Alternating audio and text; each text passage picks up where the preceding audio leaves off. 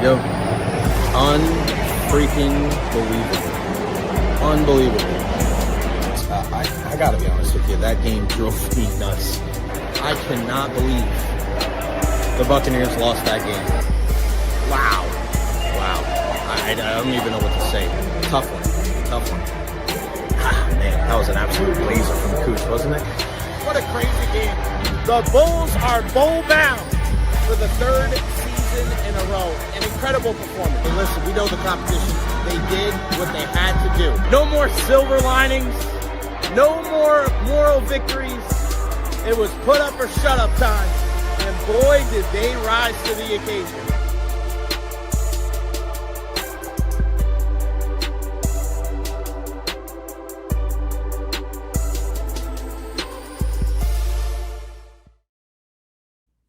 What is going on, everybody? Welcome to the Recher podcast. Happy June 29th. What the hell? June 29th? This is where we're at?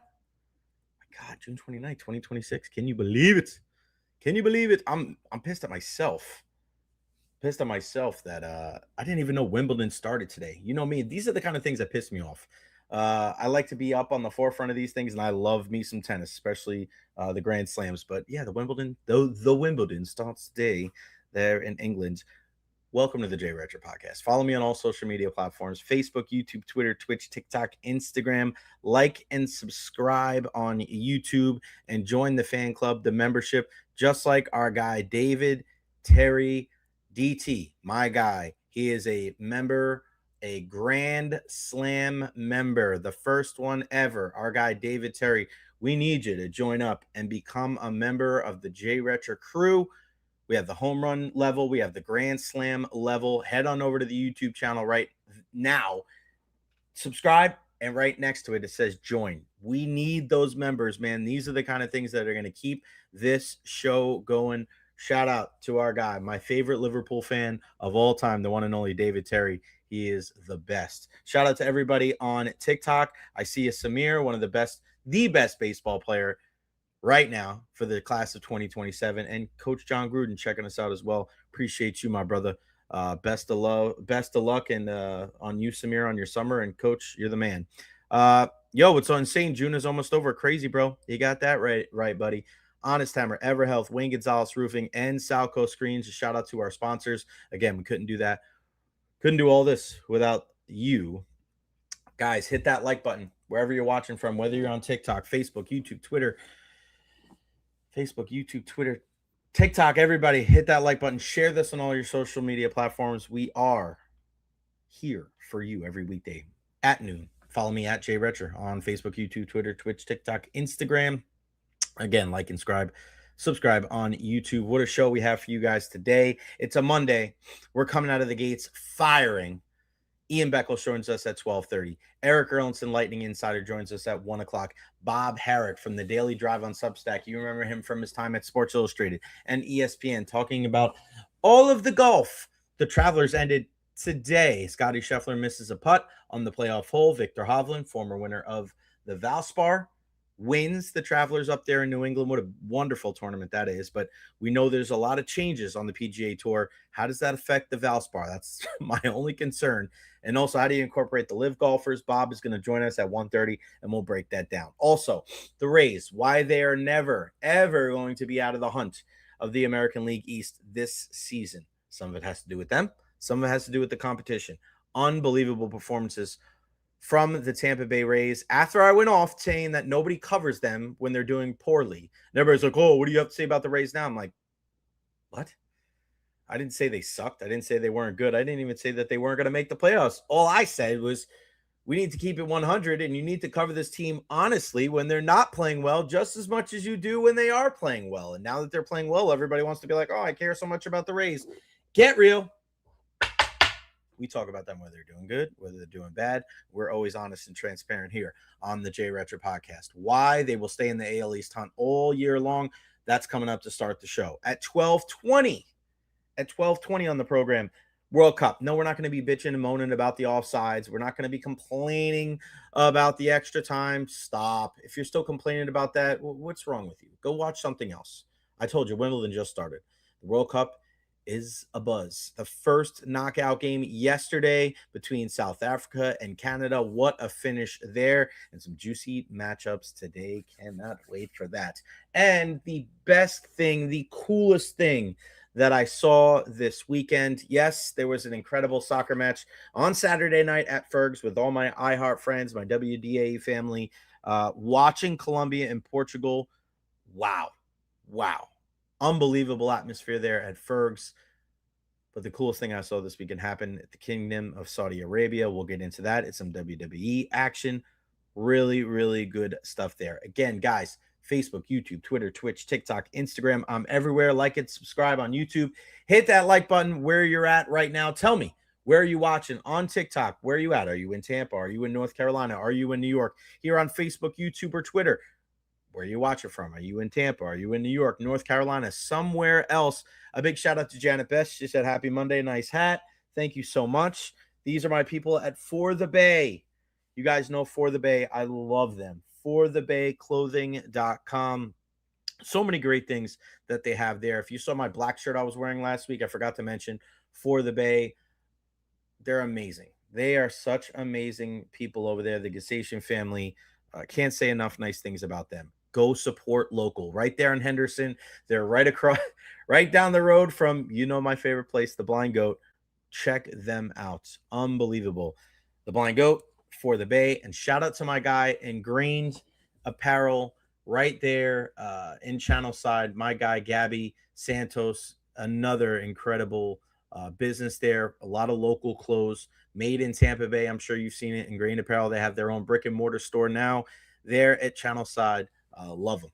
But right here, shout out to my For the Bay and the first lady of the J Recher podcast, Janet Best. Junior Caminero is generational. Make him captain on the days. You heard me, BRBK. I said it. Junior Caminero needs to be the captain of this team. Louis, little worried about Portugal's performance. I am too, brother. I am too. Thank you, Scott, checking us out from Indiana. Where will I be? Tampa, North Carolina for 4th of July. I'm wearing this hat in North Carolina. I will be joining. I was originally supposed to be going to North Carolina today. I'm waiting for the message from Marissa. But I have practice today and tomorrow, and I'm actually going to be with the Rowdies on Wednesday night for their game, for the U.S. game against Bosnia-Herzegovina. So that's kind of the big thing right there. Love For the Bay people. I've been asking up where I get my T-shirts up here in Massachusetts. You're right. Marissa isn't the first lady of the J Recher pod. She is not the first lady of the J Recher pod. Marissa is the first lady of the J Recher life.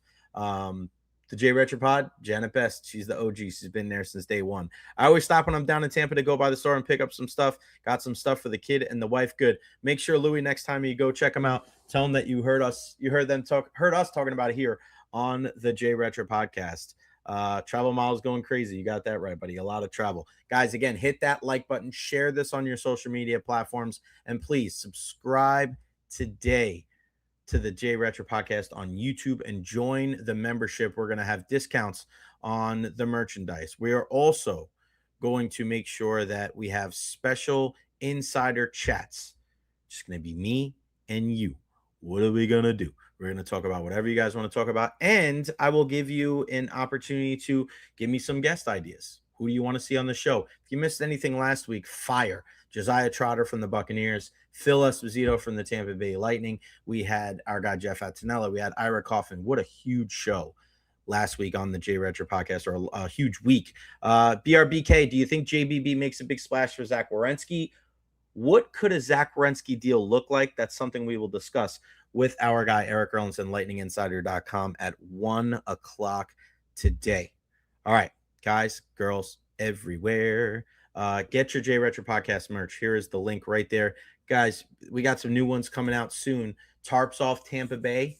That's going to be a good one. And also, if you're a Jesuit or a TC fan, we got Jesuit greater than TC, TC greater than Jesuit. We got it all here on the program. Can't wait to get Phil on again. John Cooper and Brandon Hagel on the show. Yes, I'll reach out for them as well. I like the Hagel one. I'm going to reach out to them. Let's see what we can do. Send out a text. Let's start with the Rays. Let's start right there. The Rays are going to be in contention in the AL East all season long. And here's why. One, You got a guy like Drew Rasmussen that's a true ace. He's an all-star this year. He is a top 3 candidate for the Cy Young.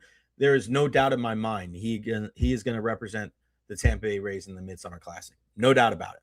No doubt about it. He's that good. And when you have a starter like that, you're not going to go on prolonged losing streaks. You may lose 3 of 5, you may lose 7 of 10, which is going to happen, the ups and downs of a season. But Drew Rasmussen is absolutely incredible. I love the way that he locates his fastball. He doesn't try to get too crazy with it. He doesn't get too fancy with 2 strikes. He gets guys out. I enjoy watching him pitch. There's such a simplicity to what he does on the mound. It is something that I think a lot of pitchers can learn from. Don't mess around. Go right at these guys. And when you do that, I think you're positioned for not just short-term, but long-term success as well. Love that. Also, another thing that is going to help this team stay atop the division or near the top of the division all season long is their top hitters. And I know Yandy Diaz kind of dealing with that shoulder. I don't think it's going to be long-term. We know how good Jonathan Aranda has been, but did anybody really have a better weekend than Junior Caminero? Home run after home run after home run. I have so much faith in that kid. He just looks at the game with such a mature. That's the thing I love about him. The combination of Junior Caminero, what makes him good. We've had this conversation a lot with Ian and a lot of other people throughout the years. What you want to do is you want to be able to find that balance of like you're young, you're energetic, you're athletic, right? That's kind of it's always going to go down, I think, as you get older, right? Because the wear and tear, you don't get healthier as you get older. But then you're also like you're getting smarter, right? You're getting mature. So it's like you're going up. It's like going in 2 different directions. But I think the people that can find that intersection and ride that wave the longest, those are the people that have the most success. And that's how you go from like, all right, you're an all-star to a Hall of Famer to to GOAT status. So when you look at somebody like Patrick Mahomes, I think he's the great example of right that athleticism and also the knowledge of the game. Like he's been riding that wave for so long. And I look at a guy like Junior Caminero. I mean, he is mature beyond his years. He really is. When something goes wrong, he doesn't shy away. He's accountable. Defensively, we saw him struggle, a couple of weeks ago. What does he do? He goes right back out there. He makes sure that he doesn't leave any stone unturned. Before a game, he's out there early working on the backhand, working on the forehand, working on coming in on the baseball, reading the hops on the turf at Tropicana Field. He's just a special, special athlete. And I think if he's here for the long term, if he can lead this team to a championship, you're talking about a guy that could go down as one of the greatest players in the history of Tampa Bay sports. He's got to win a World Series, though, because we do have a floor that has not a floor, but I guess a ceiling that has been raised because of multiple championships. And you look at some of the all-time greats. I mean, when Tom Brady comes here and wins the Super Bowl, that's going to help.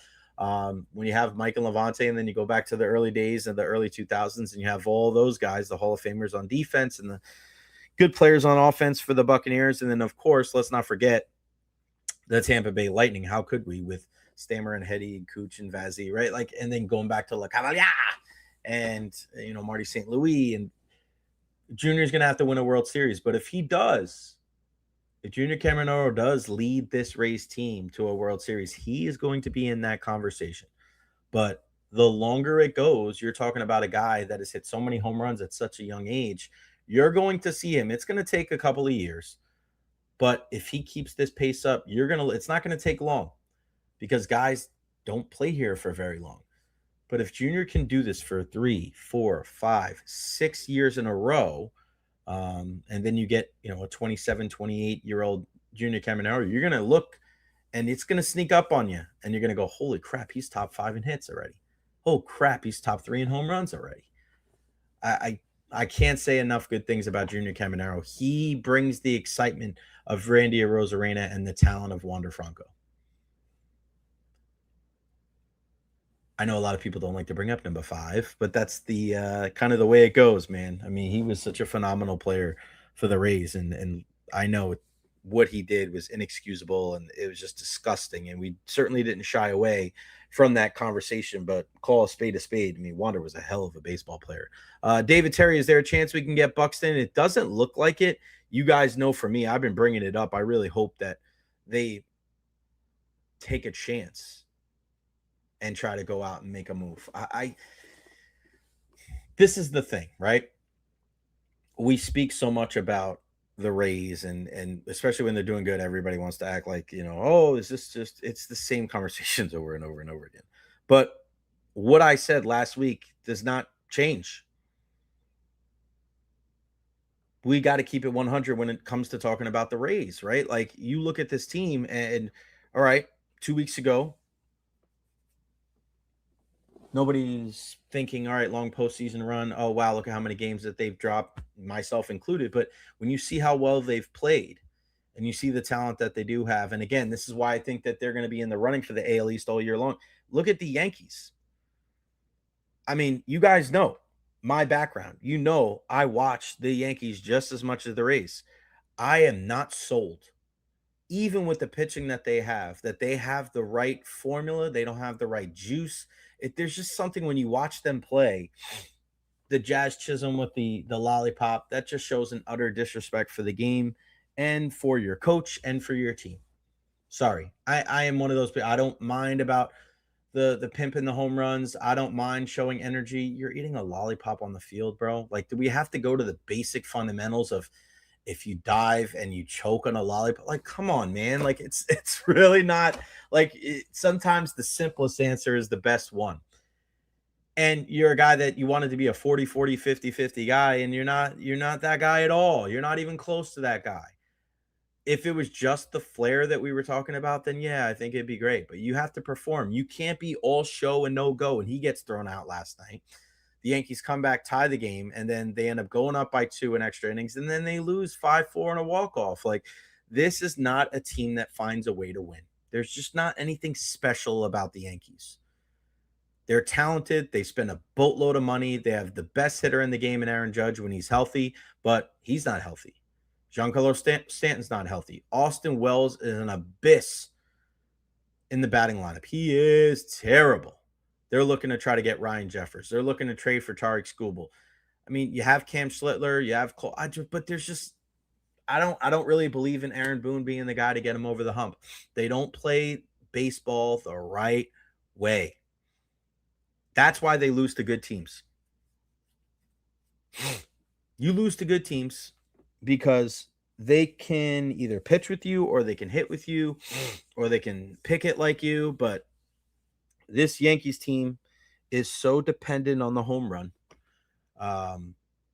They just don't scare me. They don't. Even if they make it to the World Series, like they're always going to get beat by the Dodgers. Always. The Rays are a terrible matchup for the Yankees. They really are. And so are the Red Sox. And what does that tell you? Red Sox aren't even going to make the playoffs. They're going to be sellers at the deadline. And the Yankees just cannot solve that riddle. They get swept in Boston. They do not scare me at all. Will they make the playoffs? Yes. Will they win the division? Probably. But it's because they beat up on all the crappy teams. They beat up on the 4th and 5th place teams of the division in every single division in baseball, National League and American League. And there are certain teams that they are intimidated before they even finish, before they even start the game. These teams are intimidated by the Yankees. The Rays are not. The Red Sox are not. The Dodgers are not. And at the end of the day, for the Yankees, it's always going to be championship or bust. But right now, there's no consistency with their game either, and that's why the Rays are going to be in it. They're going to be in it. Kevin Cash is a better manager than Aaron Boone. I don't really think that's, saying anything crazy. But again, I implore Eric Neander to go out there and make some moves. Go out there and help your bullpen. Go out and get a starter. Go out there and get a guy that you can smack dab right in the middle of that lineup. Doesn't have to be a 3-4 guy. Get him a 5, 6, 7. Go get Yordan Alvarez. Go get Mike Trout. Go get Byron Buxton. Go get somebody. I know some people are going to ask for bullpen help. I see what you're saying there, Janet, but and I don't disagree with you because you can never have enough. But there's also a bunch of guys that hopefully will be coming back. The Rodriguez, you said, is of the world. Well, maybe Gavin Lux. Maybe we'll see some Gavin Lux. 1, 2, 3, 4, 5, 6, 7. All right. Ian will join us at 12:30. Some World Cup action. Listen, if you're sitting here and you're complaining about offsides and blah, blah, blah, blah, blah, like just don't watch soccer then. It's crazy to me. It's crazy how people are just want to like, oh, I can't believe that they would call that offside against Colombia when the toe was over the line. Yeah, that's the rule. What? Taylor Twellman, you're not helping. Another guy, another former U.S. guy. Like, we just can't, like, oh, God. I don't want to hear any. The only guy that I want to hear from is Clint Dempsey and Landon Donovan. Those are literally the only two guys. Those are the only two guys I want to hear talk about U.S. soccer or soccer in general when it comes to the U.S. Give me Zlatan. Give me Thierry Henry. Give me Thiago Alcantara. Give me Carly Lloyd. Give me Peter Schmeichel, my guy. My guy Neil. What's up, pal? Offside is offside. Bro, why is that so hard? You step out of bounds. Like Kevin Durant stepped on the 3-point line, right? They lost. Isaiah Likely early on in the season for Baltimore, you stepped on the line. Bro, that's what it is. It's a game of inches. So we're acting like, oh, soccer's so terrible. What are we doing? You're calling the game it's supposed to the way it's supposed to be called. Like, what are we even talking about here? Stupid and dumb. Stop talking about that. And then the extra time, like we know how that goes, bro. Are you surprised by it? It's never going to change. The referee keeps it on the field. It is what it is. It's the most fuzzy thing in all of sports. Well, there's 3 minutes, but there's 4 minutes, there's 5 minutes. It is what it is. It is what it is. And here, shout out to Cody on TikTok. Don't they actually review the offside calls also? Yeah, they do. Thank God for VAR, right? So it ain't new. It ain't new at all.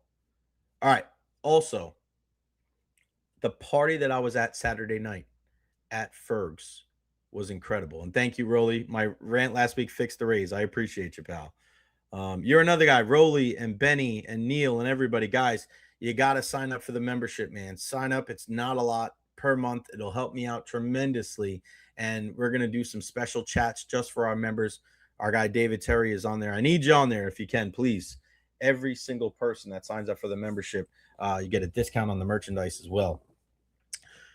Saturday night, I was at Ferg's with the iHeart folks, the WDAE family, and to watch Colombia and Portugal. Oh my gosh, what an awesome atmosphere there. It was a 0-0 draw. We thought, you there, buddy? DT, you were there? Oh, man, I was there Saturday night. That's all. Oh, crap, man. I wish I would have saw you there. Unless you saw me there and you weren't there.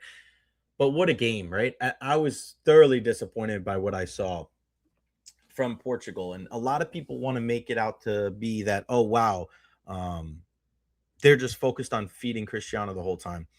I mean, that's part of it. You're going to do that for your number 9 anyway. But there's just something off with this team. And I look at Roberto Martinez and how he was unable to unlock Belgium and what they were able to do well during their golden era with Eden Hazard and Leandro Trossard. And, it's just really strange. They just can't figure it out. They can't figure it out. They didn't do it. He didn't do it for Belgium. He's not doing it with Portugal. And you see some of the guys with Neves and Vitinha and obviously Bruno Fernandes. I mean, you have guys that were on PSG, 2-time back-to-back Champions League winner, Bruno Fernandes, the Premier League Player of the Year. Neil, I know you don't like that one, but it's just, come on, man, do better. You got Rafael, you got Conceição, you got Cristiano Ronaldo. You have all of these players, and you can't find a way to score a goal. Dana, what's up, girl? Meet you. I'll see you this week. Shout out to our girl Dana. Go check her out on TikTok. Dana Black Flamingo Fizz. Go to Black Flamingo Fizz on TikTok. She's unbelievable. She does online. She does lives where she has this incredible jewelry. Go check her out, man. If you are Janet Best, our first lady, or for your wife, for your girlfriend, your daughter, your sister, your auntie, go check her out. She is amazing. Black Flamingo Fizz. And her hubby is currently deployed, helping serve our country, man. So a lot of love for Dana. And I haven't gotten a chance to meet her yet. One of Marissa's really, really good friends. And I have so much love for her and her hubs that is serving our country. So if you want, people ask me, like, how do you help the J Retro podcast? How do you support me? It's by supporting my people, man. And Dana is certainly one of those. So again, Black Flamingo Fizz, right? Black Flamingo Fizz with 2 Z's on TikTok. Go check her out, please. Every little bit helps. So yeah, good stuff there. Cannot wait though for the rest of the week when it comes to the World Cup. Canada, shout out to Canada, man, for the very first time getting to the round of 16.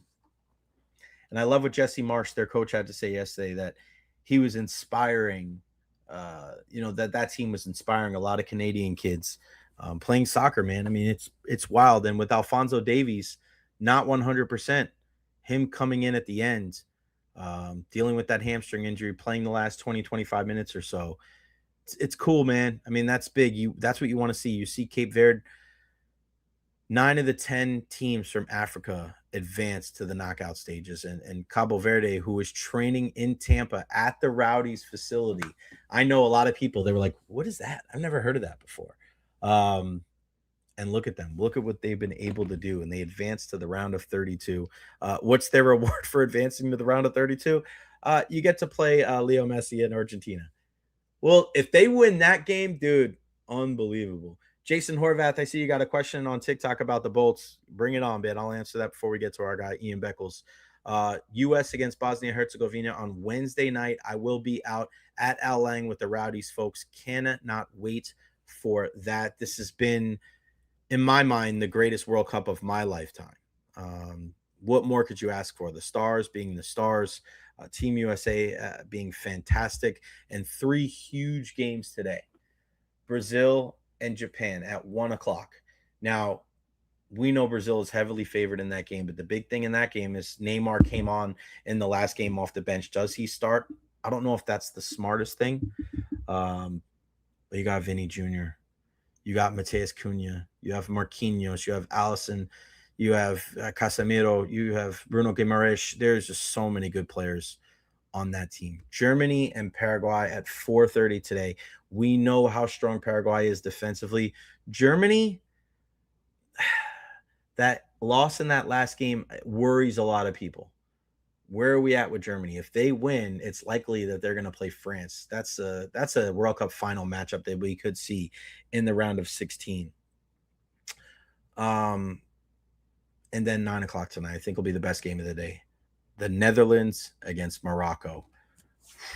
We know Morocco has some incredible players led by their captain, the best right back in football right now, Achraf Hakimi, PSG. And then Netherlands, I mean, Cody Gakpo has been fantastic. We know Virgil van Dijk playing at center back. That is a really, really good matchup. So 3 fantastic games today for the World Cup. Cannot wait for Wednesday. Jason Horvath's okay with Radish. Did I miss his letter to the team? I don't know if he did one, but if he did, I'll make sure to pass along. That is for sure. So cannot wait for some of the action. Let's see. Will I be hanging with Deandra at Al Lang? Maybe if she's there. Benny, Jay, you should definitely ask Phil about broadcasting with Mish for 20 years. Yeah, I will. Not this time, but definitely. And I think we could take out Bosnia. Their game, they're going to park the bus in the defensive zone and look for the breakaway, much like Australia, but much better. Here's the thing. Going into that game Wednesday, there is a player for Bosnia-Herzegovina that has been around forever, and his name is Edin Dzeko. Edin Dzeko. He is a guy that's played for Inter. He's played for some of the big. He was a Man City guy. DZEKO. This is an OG. An OG, like in basketball, he's that guy you bring off the bench and he'll get you 20. He's the baseball player that can come off the bench and hit you a home run. He's a soccer player that is an older guy, and he can scare you. He can scare you. So if it's a tight game and it's 0-0 and you're looking for a goal, the best guy on the pitch might be Edin Dzeko. So you have to be wary. You have to keep an eye on him at all times because he is a problem. All right, guys, let's bring him in. It is Monday on a 12:30. Our show always gets a whole heck of a lot better when he joins us. It is the one and only Ian H. Beckles. What's going on, brother? How are you? I don't know if it gets better, but it gets darker. Oh, wow. You see my friends. Did you see my video on the Knicks parade? I did watch it. Yes, You see I'm him? I'm, I'm glad that you got to enjoy that because Thank you. I'm going to say this. I don't like Knicks fans' mouths because they're big and loud, but I have something coming for you. Oh, I appreciate that. I got something. I think you're going to enjoy it immensely. You're the best. Thank you, my friend. It's funny. I'm watching like the beginning of that video. I'm like, yep, this gives it away too. All the pictures with the brothers I got, all the kids that I could, all the kids I grew up with. Hey man, that's life.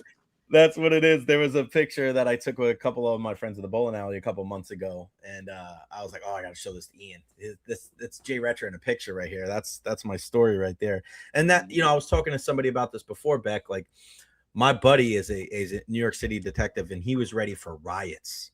They were ready for fires. They were ready for looting. They were ready for anything. And he was like, Jay, like, we had some stuff. We had some people like littering and jumping on cars. And he's like, but we didn't really have anything. Like, we were prepared for like things to go bad.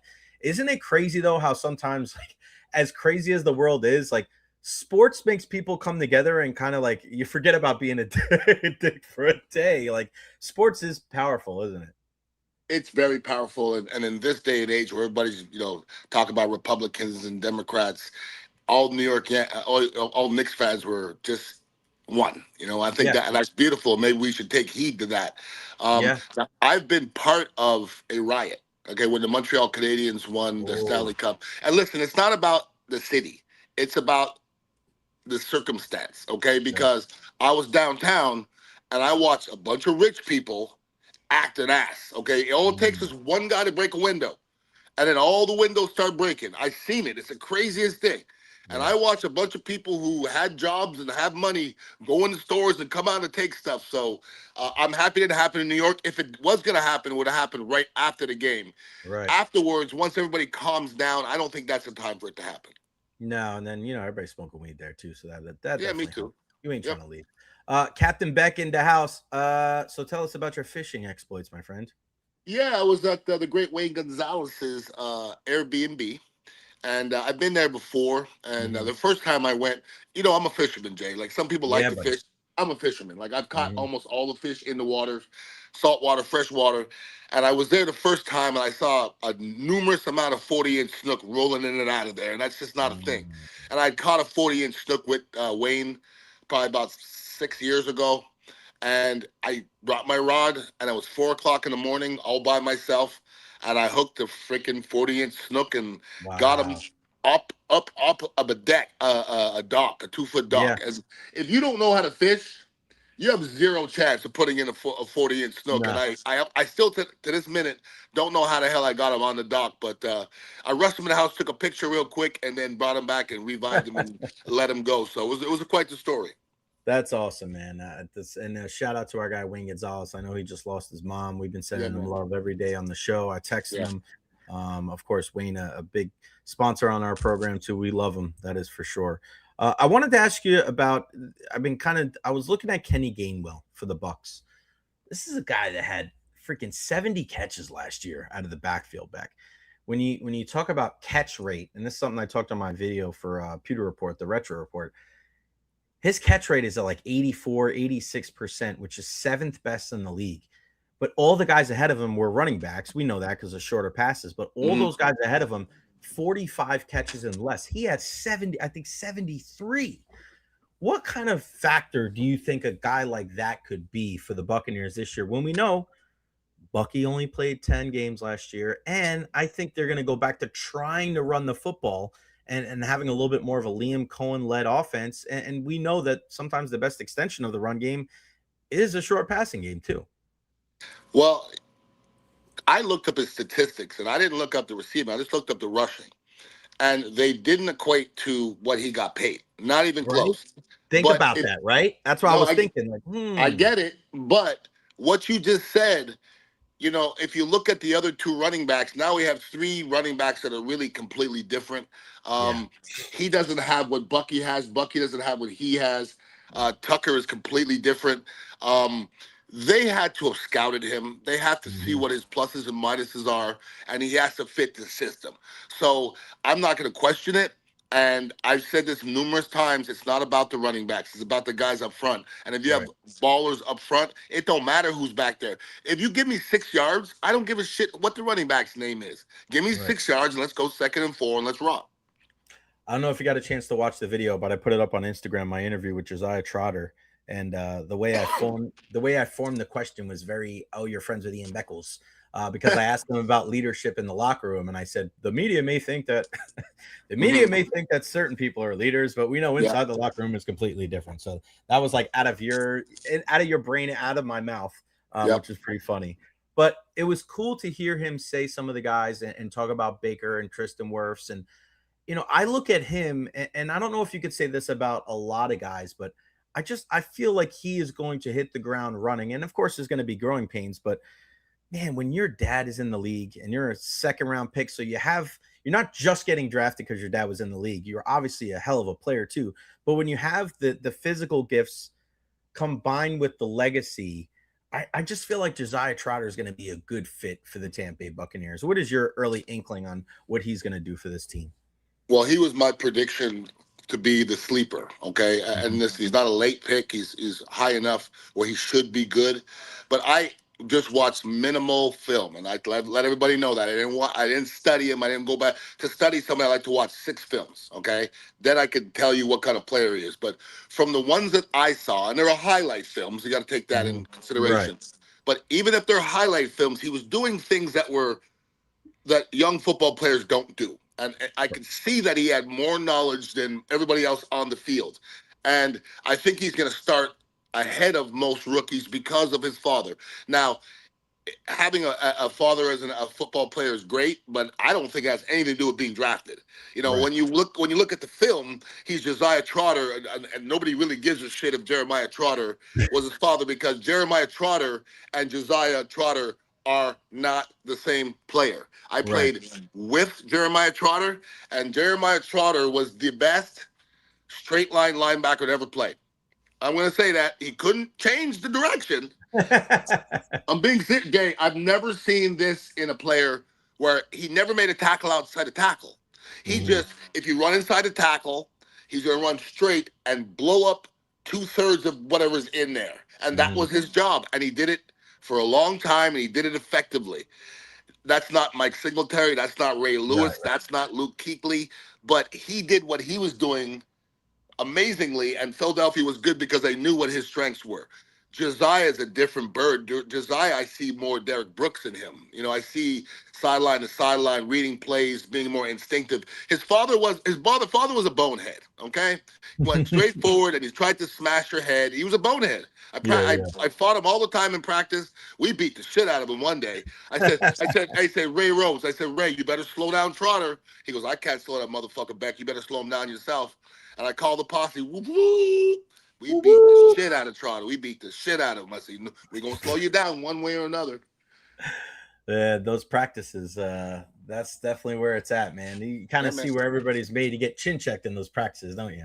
Part of it's part of life, brother. I know, man. And that's, we talk a lot about attitude and, being out at mini camp, and it wasn't a lot, obviously, and you're not going to always see things in practice, but watching Ruben Bain, and I want to see the Buccaneers give these guys an opportunity, right? I want to see them give. I mean, of course, they have to earn it, but Ruben Bain and Josiah Trotter, I think that's the big thing that we see with the Buccaneers is like when they draft these young guys, they've given them chances. Sometimes, like you see teams and they're like, well, we don't want to rush them too much. It's the one thing I hate about the Rays more than anything. But I mean, that's football, and especially the Buccaneers, like Jason Light drafts these guys to play, not just to sit there and watch. So hopefully Ruben Bain and Josiah Trotter, they kind of can resemble, right, this kind of new era of Buccaneers defense, because it wasn't good enough last year. And Ira Kaufman was on the show last week. He sends his love to you. He said that Todd Bowles looked at this team, and Jason Light did too, and part of the reason maybe Todd Bowles got another crack at it is because the front seven wasn't good enough last year. You and I spoke about that. As much as people may not like Todd Bowles, like the talent just wasn't good enough on the defensive side of the ball in 2025, was it? Agreed. At the end of the year, everybody was like, "We're injured." I go, "Not at the end of the year. We weren't. We just weren't that damn good." And if you look at teams and their draft, I think 95% of teams are first and second pick they expect to start. I Right. think the one exception is if it's a quarterback, and sometimes they bring a guy in to maybe a year or two down the road that happens. But either first and second round, they gotta really suck to not start. I'm just telling you because I've seen it. I've seen Eric Curry. I saw Keith McCants. I saw Charles McCray. Okay, so I'm not trying to dog these people, but they didn't play. I don't collectively, those two names didn't play two good games. And they're Right. all three of them were first rounders. So look, Charles McCray started in front of me for 3 games. And I went to the coach and I'm like, yo, what the fuck? And he Yeah. looked Yeah. at me, goes, that ain't me, Beck. That was it. So Yeah. if anybody doesn't think there's politics in football, I just told you there's politics in football. Like he wasn't playing better than me, but he's a first rounder. And if the guy up top doesn't want to look bad, then he's gonna play. So, I ended up, beating him out that year and playing in front of him. But actually somebody got hurt and he moved to tackle and he Yeah. stuck there. But if somebody didn't get hurt, they might have kept him in there. And they were starting him, and I was playing 3/4 of the game for 3 straight games. And everybody's like, "What are you doing on the sideline?" I'm like, "I don't know." And then he runs out there, shits on himself. I go in, play 3/4 of the game, and then he gets the next start.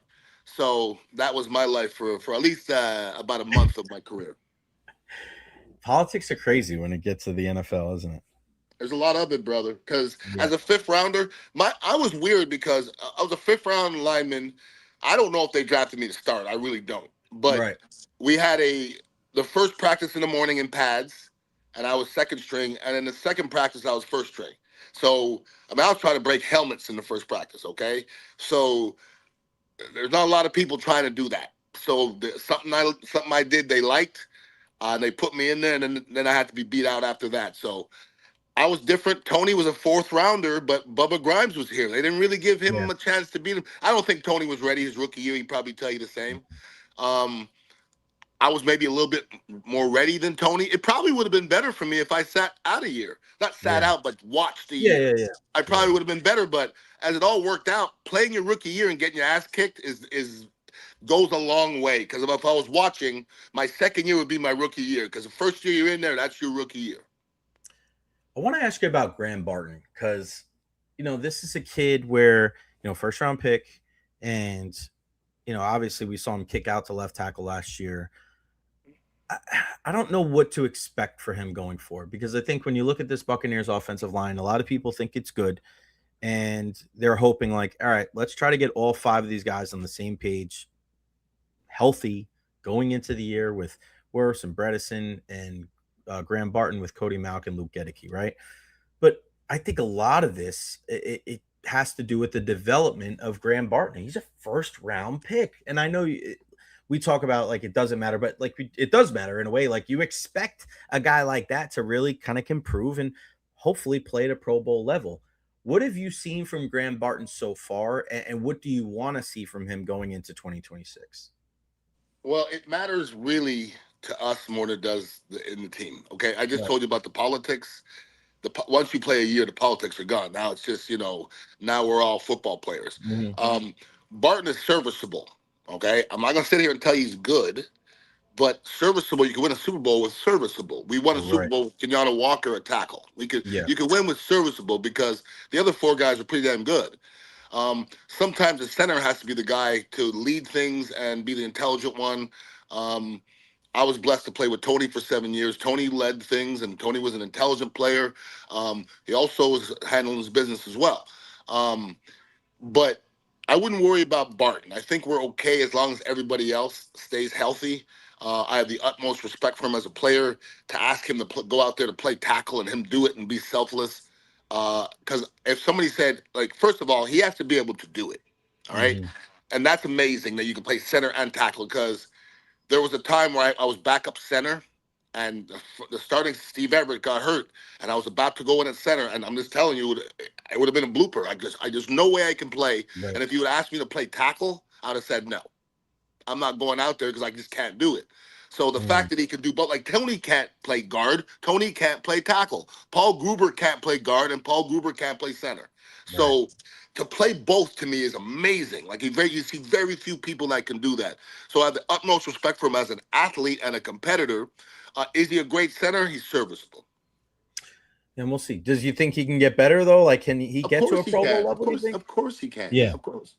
Yeah, and it's tough with the offensive line, right? Because there's not numbers that you can kind of put on them like interceptions or sacks or touchdowns or stuff like that. So you have to. I've always said this about stuff like that and stuff about like defenseman hockey. Like sometimes you have to kind of get in the conversation before you become the conversation, and your team has to have success too. And I just up and down and. The Buccaneers coming back to try to make the playoffs this year it's big for everybody. It's a very revealing season for the Tampa Bay Buccaneers. Want to switch gears a little bit. Have you kept an eye on the Brandon Ayuk story with the San Francisco 49ers? I've heard a little bit. I don't know that much about it. He's just, doesn't want to play for the team. He wants to get traded to Washington. He's going on Facebook Live and Instagram Live and, saying how bad things are and how poorly that they've treated him. Like, would you want a guy like that where it seems like you're like, what balances the productivity of a player where it seems like a lot of the production has come because you play for arguably the best play caller and you have guys like Kittle and you had Debo and McCaffrey? Like, that's kind of one of the toughest things for a professional athlete. When you believe your hype so much, you don't realize that you're more of a product of your surroundings. If you're Washington, do you want any part of Brandon Ayuk? Well, here's what's tough, Jay. Sometimes we hear a player belly aching and we're like, what is he belly aching for? We don't know what was said. We don't know if there was promises that, I used to be in the locker room and I read the press and they're like, he's doing it. And I'm like, that ain't what's happening. So you got to watch out because I've talked to John Lynch before. I asked him about Shanahan. He looked at me and goes, the motherfucker's crazy. Yeah. Okay. So what could that mean? That can mean a lot of things now. So what if they promised him something and they reneged on it and they've been lying to him and he's like, I want to get the hell out of here. I get it. Now, if I was his representation, I would say that's not the way to do it. Like, it's not the way to do it to say, I want to get out here. I want to go to Washington. Well, you know where they're not going to fucking send you? Is Washington. You're going to talk bad about our organization, and we're going to send you where you want to go? I'll send you to Cleveland, big mouth. That's what will happen. So you could keep on running your mouth, but John Lynch and Shanahan ain't going to have that. They are not going to send you to Washington. If you don't play in that 49ers jersey, you're going to play for the Cardinals or the Browns. That's it. If you could pick your choice right now and you were a free agent and you could pick where you would want to go play, where would you pick? Oof. Are you talking about organization or talking about talent? What are you talking about? Anything. It's up to you. You get a blank check. They're not going to make it. They'll make it the highest paid right guard in the game. You can go anywhere you want. Where would you go? Boy. Based on how the rosters are constructed right now. You see now, as an offensive lineman, my decision is going to be deeper than if I was a wide receiver. Like a wide receiver, because a wide receiver look at the quarterback. I'm gonna look at where you play. Okay, I might go to Green Bay. Okay, I might look at where I'm playing on turf, dog. I'm old, dog. I'm not playing on turf. And, okay, let's say you're 26 years old. All right, you just played your first round contract. You're in relatively good shape. Okay. 26 years old, and you're the belle of the ball. You get to pick where you would play. Where would you go? Right. I'm still not playing on turf. I'm still not playing on turf. All right. So I would go to Green Bay, or you could start naming off whoever has grass, and that's where I would start. Okay. I would rather go to Arizona and play on grass than to go to Buffalo and play on turf. Like this, winning is important. But lasting is more important. Like, I couldn't imagine, like, playing at Philadelphia with a surgically repaired foot. Like, if I was on grass, my life would have been a lot easier because my life was not, I'm not complaining, but my life was not easy in Philadelphia at the end of my career. And you gave me some statistics the other day on, like, you said I had no holding calls my last Yeah, year yeah, or something like that. And I was talking to Tony about it yesterday. I mean, I played every snap that year, and I don't think I had too many penalties. And when you say, can Graham Barton get better? What is this, his fourth year? That was mhm. my ninth year. Yeah, So yeah, what if he has 5 more years of getting better? People probably ask that about me after my. Can he get better? yeah, Of yeah. course you can. Everybody can get better. Now, can you get good? Is a different question. Yeah, it's funny too because I don't know if you saw this, but a lot of these football stadiums that are being used for the World Cup, they have grass, and some of them had to put grass in there. So George Kittle and a lot of these NFL players are like, "Bro, like it works for them. Why why can't we get this here?" Hey, Uh, ironically, I played at Giant Stadium once, and they did that in preseason. They crazy, just right? they pulled it out from underneath the stands. It was the craziest Yeah. thing, and it was grass. And I'm like, and it was beautiful grass. And I'm like, Mhm. dude, I never want to play on turf again. I If hate turf, brother. if I you really ever do. get a chance, go look at Spurs. Go look at Tottenham, the way that they do their field. Okay, It's insane. I It's like these believe it. big rollers and they roll them out. Arizona, it's funny that Yeah. we talked about them. They're the same way, man. It's like this big rolling thing and they just roll it all the way Yep. out like a tray. How's things over there at the cafe? You guys been watching a lot of World Cup stuff? We put the World Cup on quite often. I've been watching it myself. Watched my my Canada team yesterday get it done. Wow. Wow. Um, looking forward to USA. I've been watching a lot of soccer, Jay. I just, Good for you. yeah, my it's just I like competition, Right. and I've joked about soccer for many years, and I'll continue to joke about it. But I just love competition, man. I love Mhm. people competing. I love watching. And it's funny because I'm listening to you talk about the World Cup, and I'm absorbing things. But you know how many people I'm listening to talk about the World Cup that don't know shit all about soccer? No, Jay, I'm being serious. I'm being serious. I'm Yeah, listening yeah. to people all over this country talking about soccer, mispronouncing names. You're naming the whole lineup from fucking Portugal and fucking Cabo St. Lucas or whatever the fuck. So if anybody wants the real deal, listen to this young man because he's watching soccer in July, August, September, last July, next November, always.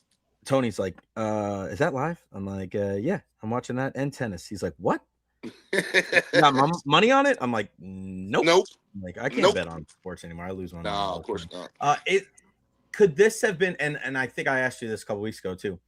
Could it have been any better, like so far, like as far as like bringing in the casuals? Because I feel like you're getting as many casual fans as possible right now. Like the diehards are going to be there, but like this has got like it's really it's everywhere, man. I don't think they could have done a better job. Well, it couldn't have unfolded any better. Right. Um, Yeah, that's what I'm saying. Yeah. I mean, Canada's still in it. USA's still in it. I mean, the Mexico. USA's just as far as they've been. Canada, the same way. The whole United States of America's watching it all. Okay, this is going to be exact. This is going to be exactly like NHL hockey. Yeah. When the USA goes out, poof, the lights will Yeah. go out, and there'll be Mhm. 10% of the hardcores Right. Right. that will still be watching. Just like in hockey, when the Lightning are Mhm. out, poof, everybody Right. Right. stops watching hockey. So, and look, and then we're going to hear next week or this week, we're going to hear, wait till we see what this is going to do for soccer. Mhm. Squadooch. It's not going to do anything. Soccer is never going to change in America. It's not going to elevate higher than the other sports. It's just not gonna. Nobody. I went to Indiana. Indiana soccer is bigger than Indiana football. National champions, by the way. Thank Right. you. One love. Yes, sir. But I don't even know where the stadium was. I have Mhm. no idea where the soccer stadium was. I never one time heard somebody go, I'm going to a soccer game. Never. And I'm talking about they were national champions back in the day. So soccer is not surpassing baseball, hockey, football, basketball, MMA. There's others. I can't think of Yeah. them Yeah. right now, but there's other sports that are just bigger in the United States. Because if your kid's an athlete and you put him in soccer, that would make you stupid. Yeah. Well, what you're going to do is, I think what will grow is you'll see more of those athletes maybe you'll get some more athletes, but they'll go over to Europe. They're not going to stay locally, so I don't know how much that's going to grow the game. We may get better. But you want to send your 14-year-old kid to Europe? Keep him here and have him play baseball. That's my point. It's like you'll get some of the better kids maybe to go there, but I don't know if the numbers are going to be earth-shattering. They won't. It's not going to be millions, you know? You still can't stay here and play soccer and end up being great. You can't do that. You can, but it's not easy. No, but look at our team.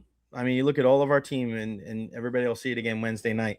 Flo Balogun plays in France. Christian Pulisic plays in France. Weston McKennie plays in France. Tyler Adams, Anthony Robinson, they all play in the United States. I mean, they play in England. You know what I mean? So it's like all these guys, they don't even play here.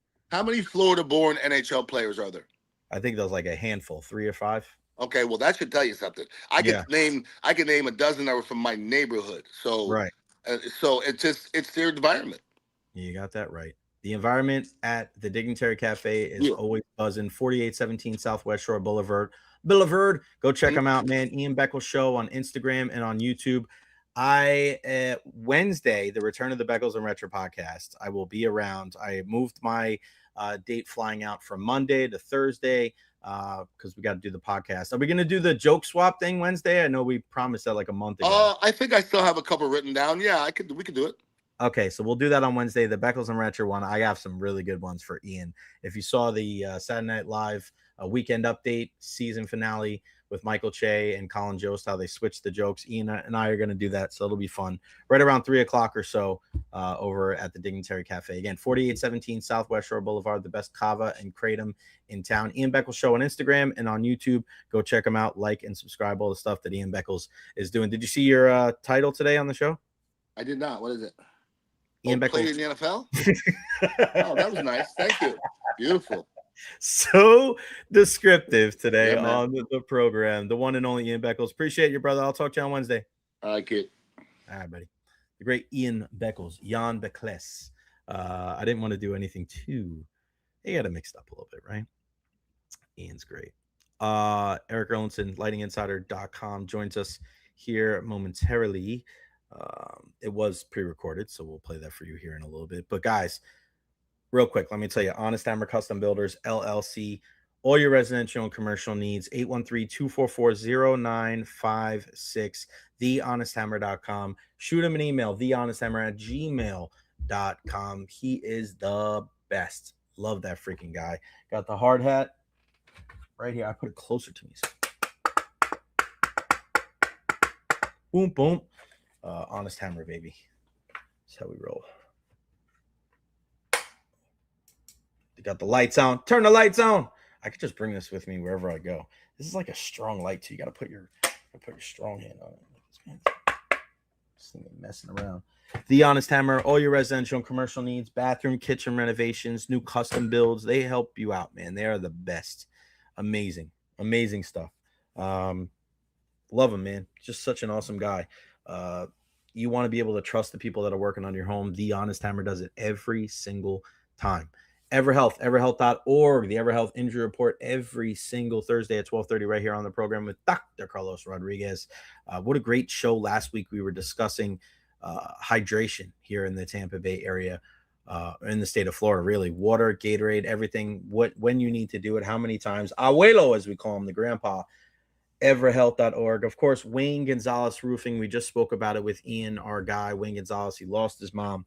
We've shown a lot of love to Wayne and the entire Gonzalez family. Roofing with a conscience since 1981. WayneGonzalezRoofing.com. Give him a call, 813-653-2279. Tell him that you heard it right here on the Jay Recher podcast. I got so much love for Wayne Gonzalez. Again, 30-plus years of experience.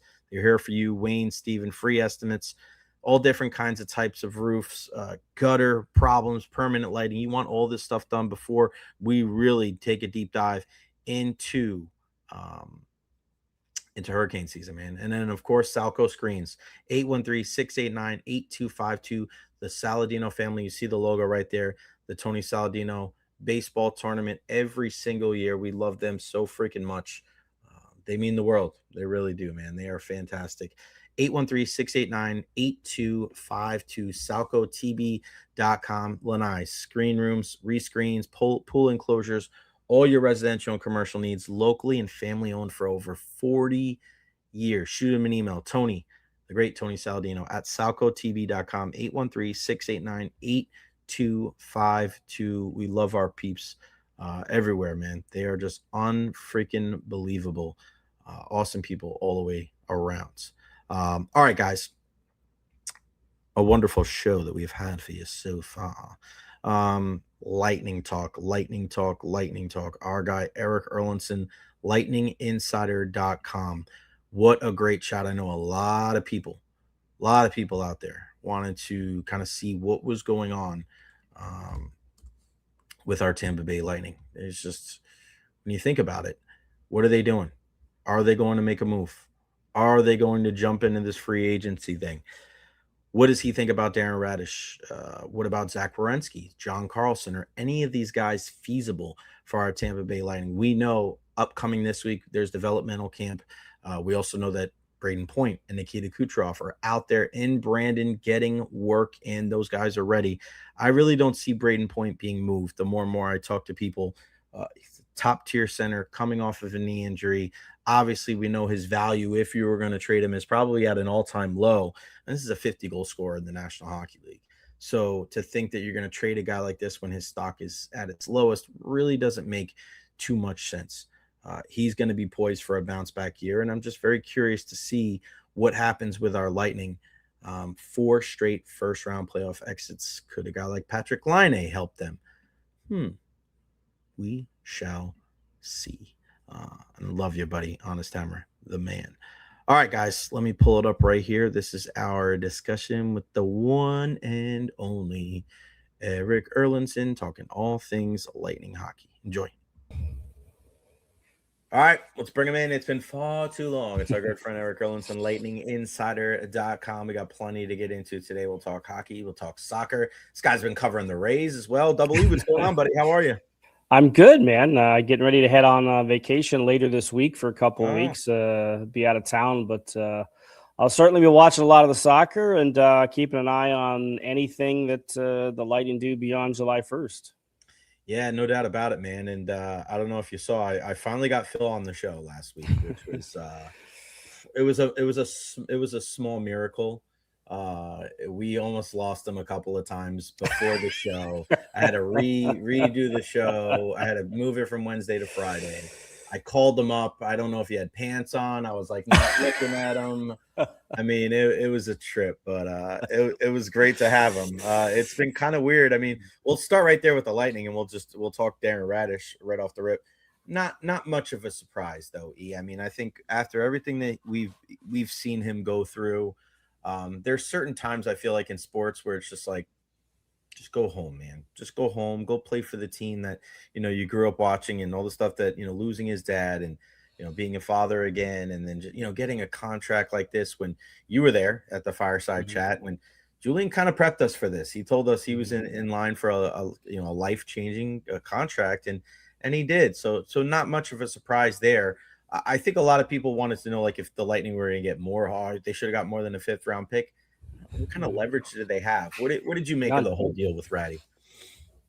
Well, as you mentioned, Julian sort of was leading everybody sort of down this path a little bit. Even, when Darren talked at exit interview day, you kind of got the sense that he knew where this was going as well. So it shouldn't be any surprise that he wasn't brought back for that type of a contract. And good for Darren, the path that he's taken to get to this point in his career. Again, you talk about it, he's not a 25-year-old defenseman, right? He's not a 23-year-old defenseman. He's 30 years old, and he had a breakthrough season. There's no doubt about it. And he could very well be the next Mark Giordano, who didn't, become an elite NHL defenseman until he was about 30 years old. He could very well be that guy. I don't think the Lightning were willing to go that big and that long on that track record. And you're right. Like, for him to have the opportunity to go to Toronto, be close to his mom after losing his dad earlier this year, just having had the new baby, and like, there's so many outside factors that you just feel good for Darren to be able to have this opportunity to get this. I hope for his sake, we don't get to Christmas and he's got like 1 goal and 12 points, right? Like it's a market that, will not be kind to him if that's the situation. So I hope he continues to have success. He's not going to be a 20-goal scorer, I don't think. But he'll put up some offense. He'll be on that number 1 power play. There's a couple of pretty good guys on that power play that he's going to get the opportunity to work with. So I'm happy for Darren to be able to get this opportunity to return home and play close to home, something that he mentioned him and his dad had kind of talked about. Boy, wouldn't it be nice if that could happen? So there's a lot of personal reasons why this just works out. Yeah, and happy for the guy. Really good dude too. Always gave us a lot of time, in the locker room, and we'll certainly miss his personality in there as well. And then, kind of looking at everything else that has happened or maybe not happened, surprised that the Lightning haven't made any big moves. And we heard Julian Brisebois speak, Bjorkstrand, Perry going to go to market. I don't think either one of those is a very big surprise. But are you surprised it's been a little bit quiet on the home front? Not really. And just to finish up the point on Radish, you said people are asking why didn't they get more for Darren Radish? He was going to be a UFA. Yeah. Right. Like he could have walked away for nothing. And by doing this, the Lightning got a 5th-round draft pick out of it. Right. So they're getting something is better than getting nothing. Right. So that's that's the same thing when they acquired Jake Gensel. Right. They acquired after the sign. He signed with Carolina and was traded here. So you see this a lot in these situations. I'm not surprised because I think that, look, the Lightning don't have the asset pool that some other teams have. Right. You look at a lot of the deals that were made leading up to the draft, they all involve 1st-round draft picks. Right. The Lightning don't even have one until 2028. So they weren't going to be able to be involved in some of those situations. I think that there is some keen interest in the potential of a John Carlson, and I know his rights were traded to Carolina by Anaheim.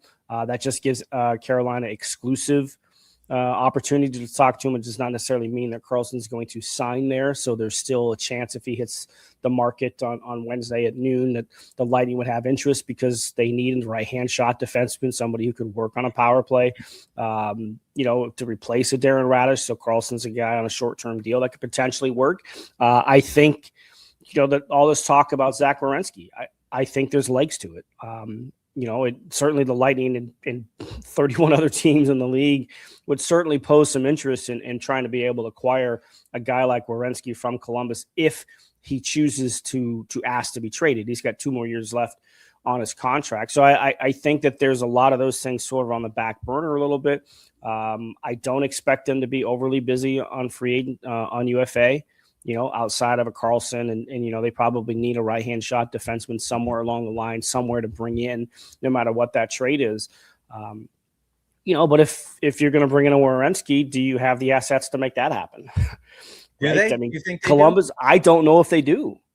It starts with it starts with O'Reilly. Let's spitball that together. So if the Lightning were, because you got to think about it right now, when you look at it, they have, and this is not include, you put Carlisle in there too. You have a lot of defensemen on this team when you look at, and a lot of left-handed shot defensemen too, because your only righties are looking like Chernak and Crozier, but you got Moser, you got Lilleberg, you got Hedman, you have McDonough, you got Charlie Bardestu. That's 5 guys right there. And then you add Carlisle, which is 6, and then the aforementioned Chernak and Dastu, Chernak and Crozier. You have 8 guys there, double E, for 6 defensemen. Yeah. You'd have to trade 2 of those guys in a Werenski deal alongside a future one and an O'Reilly or a Rautiainen or a Connor Geekie. Like what out of that group, what would satisfy Columbus in a deal, you think? Well, I think the reports are Columbus wants players. They don't want futures. Right. So does that help the Lightning because they don't have the 1st-round pick? Right. You know what I mean? Like potentially. I saw that too. And I thought my first thing when I see big deals like that, not happening. Right. We're not going to buy into that. We're not fantasy general manager. But when they said that, I'm like, all right, well, the Lightning that's the kind of deal Lightning would probably want to do is more of a player type rather than a draft pick driven move. Yeah, but it doesn't mean a first-round draft pick won't be involved. That's like it's not just going to be players here, right? They're not saying, "Hey, we anything that's going to involve that is going to include a first-round draft pick at some point." But yeah, you're talking O'Reilly, you're talking Geeky. Look, you might be talking JJ Moser. Yeah. Right. Like it's those are the things, because if they want those players, you kind of have to think about it. Braden Point, maybe it's a Braden Point. We talked about him quite a bit. Like if they want a top end player, because Zach Werenski is a top end player, right? He's an elite player in this league, and they're not going to Herschel Walker him.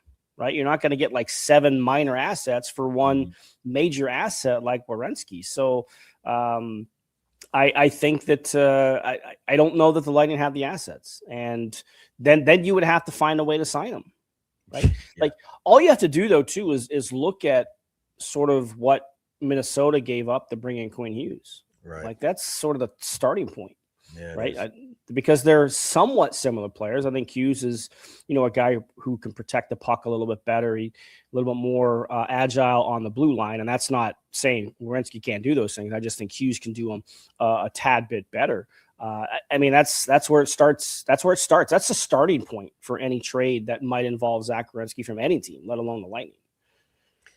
Yeah, and they gave away Zeev Buium, who's a really highly regarded U.S. defenseman, as the centerpiece, kind of going back. And I love Zeev. So yeah, you're right. It would probably have to entail JJ Moser, and I wouldn't trade JJ Moser for Connor McDavid, baby. That's my guy right there. It's that's my dude. So that would be I'd be heartbreaking. What about here's a name I wanted to throw out at you. What do you think about Patrick Laine? Because he is a guy that is a former number 2 overall pick. I thought when he burst onto the scene, I've been watching a lot of Micah Richards highlights, so I keep saying burst onto the scene. When he burst onto the scene with the Winnipeg Jets, I go, that guy's gonna be a 500 goal scorer, like easy, one of the best shots in the league. And then I'm watching him during the playoffs in Montreal, and obviously, like, he didn't play, but I think 5 games of them last year. And I'm watching him shoot the puck, and I'm going, the Lightning could use that guy on the power play. I know the attitude. I don't know how well he would jive with a team. If we didn't want to talk about a team that wants to be tough to play against. I don't know if that's necessarily his style, but you wonder if you get him in the locker room with a John Cooper and some of these guys, could that be a low risk, high reward candidate? Because what I saw, he's not looking for more than $5 million. Be a middle 6 guy that can certainly help you on the power play. Would that be an interesting name for the Lightning? Is that feasible, you think? It's feasible, but I think there's a lot of concerns, I guess, about that potential. Certainly that shot from the circle would be, I mean, that's a Stamkos-esque shot from that side of the ice on the power play, and he can still shoot the puck. I would worry about his 5-on-5 play.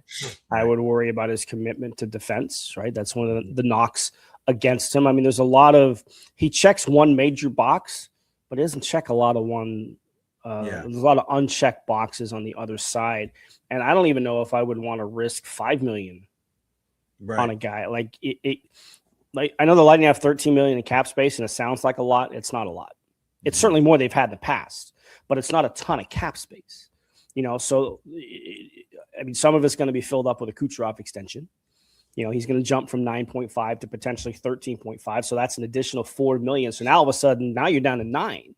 And now it's like, okay, geez, that's really not that much when you're talking about what players are going to start looking for, knowing that the cap is increasing them. What we used to think was a $4 million contract is now going to be a $7 million contract. So those are the kind of things we kind of have to keep an eye on moving forward with the cap situation. So I don't know if that's somebody I'd be willing to, but you're right. There could be a high reward if you could get him into the right situation. And, maybe the last couple of years, sometimes it humbles players. Yeah. Right. I know. That's my thought process, brother. It's like, he can't go to like a young team. He can't go to like, well, look how that guy prepares. But I feel like if he gets, is he going to be able to, out powder Kucherov. Espo told the story about last time he talked to Kucherov, and he said, "You're a major powder." I'm like, Phil, you're the best. But like, can he do that on a team? Like, does he look? And I know it's a Finland Sweden thing, but that part of the world, they know everything about each other. Does he look up to a Victor Hedman in a way? You know what I mean? Does he look at some of these guys? And if it's going to work for Patrick Laine anywhere, you would think it's like, all right, well, Colorado, Vegas, Carolina, Tampa, Florida, right? Like you think of those teams, Dallas. like the veteran, the Finnish mob in Dallas. Yeah, but you know what I mean? Like those kind of things of like, all right, hey, we know who you are. You got to get on board. You got to at least semi-check some of these boxes. We're not expecting you to be Datsuk out there, but I wonder if the price comes down, if it's like a 1 year, $2-3 million prove it deal, would that be something that the Lightning would be interested in?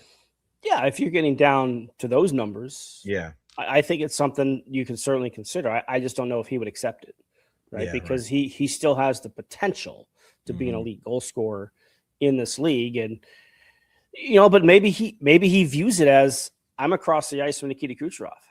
Right. That's what. Right. Yeah. That's the enticing thing if you're him, and that could boost your numbers to make that next deal. So certainly that possibility exists with the thought process of bringing him in. But there's a lot more risk, but it could be a high reward if it works out. But there's a lot of ifs there. A lot of ifs in there. All right. So what sorts of business are you looking for the Tampa Bay Lightning to be doing over these next couple of weeks? Looking for a defenseman. Right-handed shot, no matter what. It has to be a right-handed shot. And you mentioned Carlson before. People asked me about Carlson. I said I don't think they're in on him if he's over 10 million, because I keep hearing 10 million, 10 million, 10 million. Yeah. Even if it's for 1 year, I mean, you just said 13 million. You're going to give 10 million because he's going to be a third pairing defenseman. You're going to pay $10 million to a third pairing defenseman. I don't know if that makes sense, does it? I don't know. He still produces. He still produces at a high level, right? And again, talking about taking passes from Nikita Kucherov. Yeah, right. I mean, that's something that's enticing. And look, and 10 million, sure, maybe you could get a little bit lower because of the no tax situation here in Florida. Could be an advantage sometimes in this situation. But I think that they certainly have an eye on him. I believe that Tampa is on his list of potential teams. Sorry, Tampa Bay. I saw your tweet last night. No reaction. Phil, I know. Phil, I know. No, I'm just saying, Phil. When he gets on his tangents, he just gets so pissed, and he just went off. And I was just like, Phil, we've talked about this. And then I saw Pierre LeBrun say Tampa. I was like, let me put this up. Bro, as soon as I put that out there, it went like so many people are commenting on it now. It is so. I thought it was just like a throwaway tweet. Let your favorite. It's 15,000 views on Twitter /X now, and I'm just like, hey, this is Phil's doing. You know what I mean? But yeah, like I think that the Lightning are on his list of potential places he would go. He wanted to come back east. That's why he didn't re-sign in Anaheim. So there's a lot of factors that come into play. But like we just talked about, like you say, $10 million, but it's a new world order with the cap going up. Yeah. Like I don't think we can look at a $10 million contract the way that we did 2-3 years ago. Like it's different now because of the significant jump, not just this year, but next year as well. So the thing is that you sign him that contract, all of a sudden he's the highest paid player on your team. Yeah, man. Right. Cap value wise, right? Because it's 9.5. Maybe he takes 9.5. Right. Maybe he keeps himself in line with Kucherov and with Vazzy and Gensel. Like maybe that's the case. So, we'll see. But yeah, that's the area I expect them to look at, because we know even as well as Moser can play on the right side. Lilleberg certainly showed he could play on the right side. I thought him and Dastu were a pretty good pairing towards the tail end of the season when Lilleberg came back from the injury he had. But I think right-hand shot defensemen, they look a little thinner because of the trade of Radish now. And, like you mentioned, you only have two. It's Crozier and it's Chernak. So I would anticipate that a right-hand shot defenseman is at the top of the list to fill, whether it's via free agency or whether it's via trade. Do you think it has to be a guy that's going to be in the power play spot, or do you like? Cause somebody asked me about Jacob Trouba, and I'm like, man, that'd be a right-handed shot. Won't be upset playing on the third pairing. Physical presence that is going to be able to fit in well when you go against Florida. Leader, obviously being the former captain of the Rangers, and he did okay in Anaheim, and he's not afraid to stick his nose in there. Do you think Trouba would be a decent fit too? Obviously for a much smaller cap hit than John Carlson. Yeah, like you said, he's not a power play guy, so you would still have to fill that role in some capacity. And maybe it's Dastu. He's not right-handed, but maybe it's Dastu. That's what I was thinking. So we'll see, and that's certainly somebody that you could look at, because at the 2012 draft, they wanted Trouba. They wanted Trouba. He was gone the pick before them. I've said this story many times. That was the year that Stammer scored 60, and the Lightning beat Winnipeg in overtime. If the Lightning had lost to Winnipeg in overtime, they would have picked ahead of the Jets, but the Jets ended up having a better draft pick. They took Trouba. The Lightning ended up with Slater Cuckoo. Didn't work out so well. He had a good season. Their second pick in 2012 turned out okay, but it was that 10th overall pick that didn't turn out very well. 86? Nope, wasn't 86. Who was the second one? Stasi. Vasilevsky, 19th overall pick. Is he new? Never heard that guy. What a draft, right? That would have been yeah. So there's certainly, they like the player then. There's no reason to think they don't. Obviously, it's a much different situation now, but it's certainly something that you would consider, because again, you need a right-hand shot. Yeah. All right. Before I let you go, let's talk some soccer. Overall impressions. We'll start with Team USA so far. I'm not putting too much stock in that last game when you. Nope. 9 out of 11 new faces, and it really should have been 10 out of 11 reserves. The only reason why Ricardo Pepi was in the second game was because Christian Pulisic got hurt. So they played the two strikers up top with him and Flo Balogun and Weston McKennie, really the only bona fide starter that played there for game 3. What do you make of, before we talk about the rest of the world, what do you make of the U.S. men's national team, their performances so far, and, obviously the matchup Wednesday night against Bosnia-Herzegovina? Well, I tell you, the first game against Paraguay, I've never seen the U.S. play that style and do it that well. Like, they were just in complete control of a game.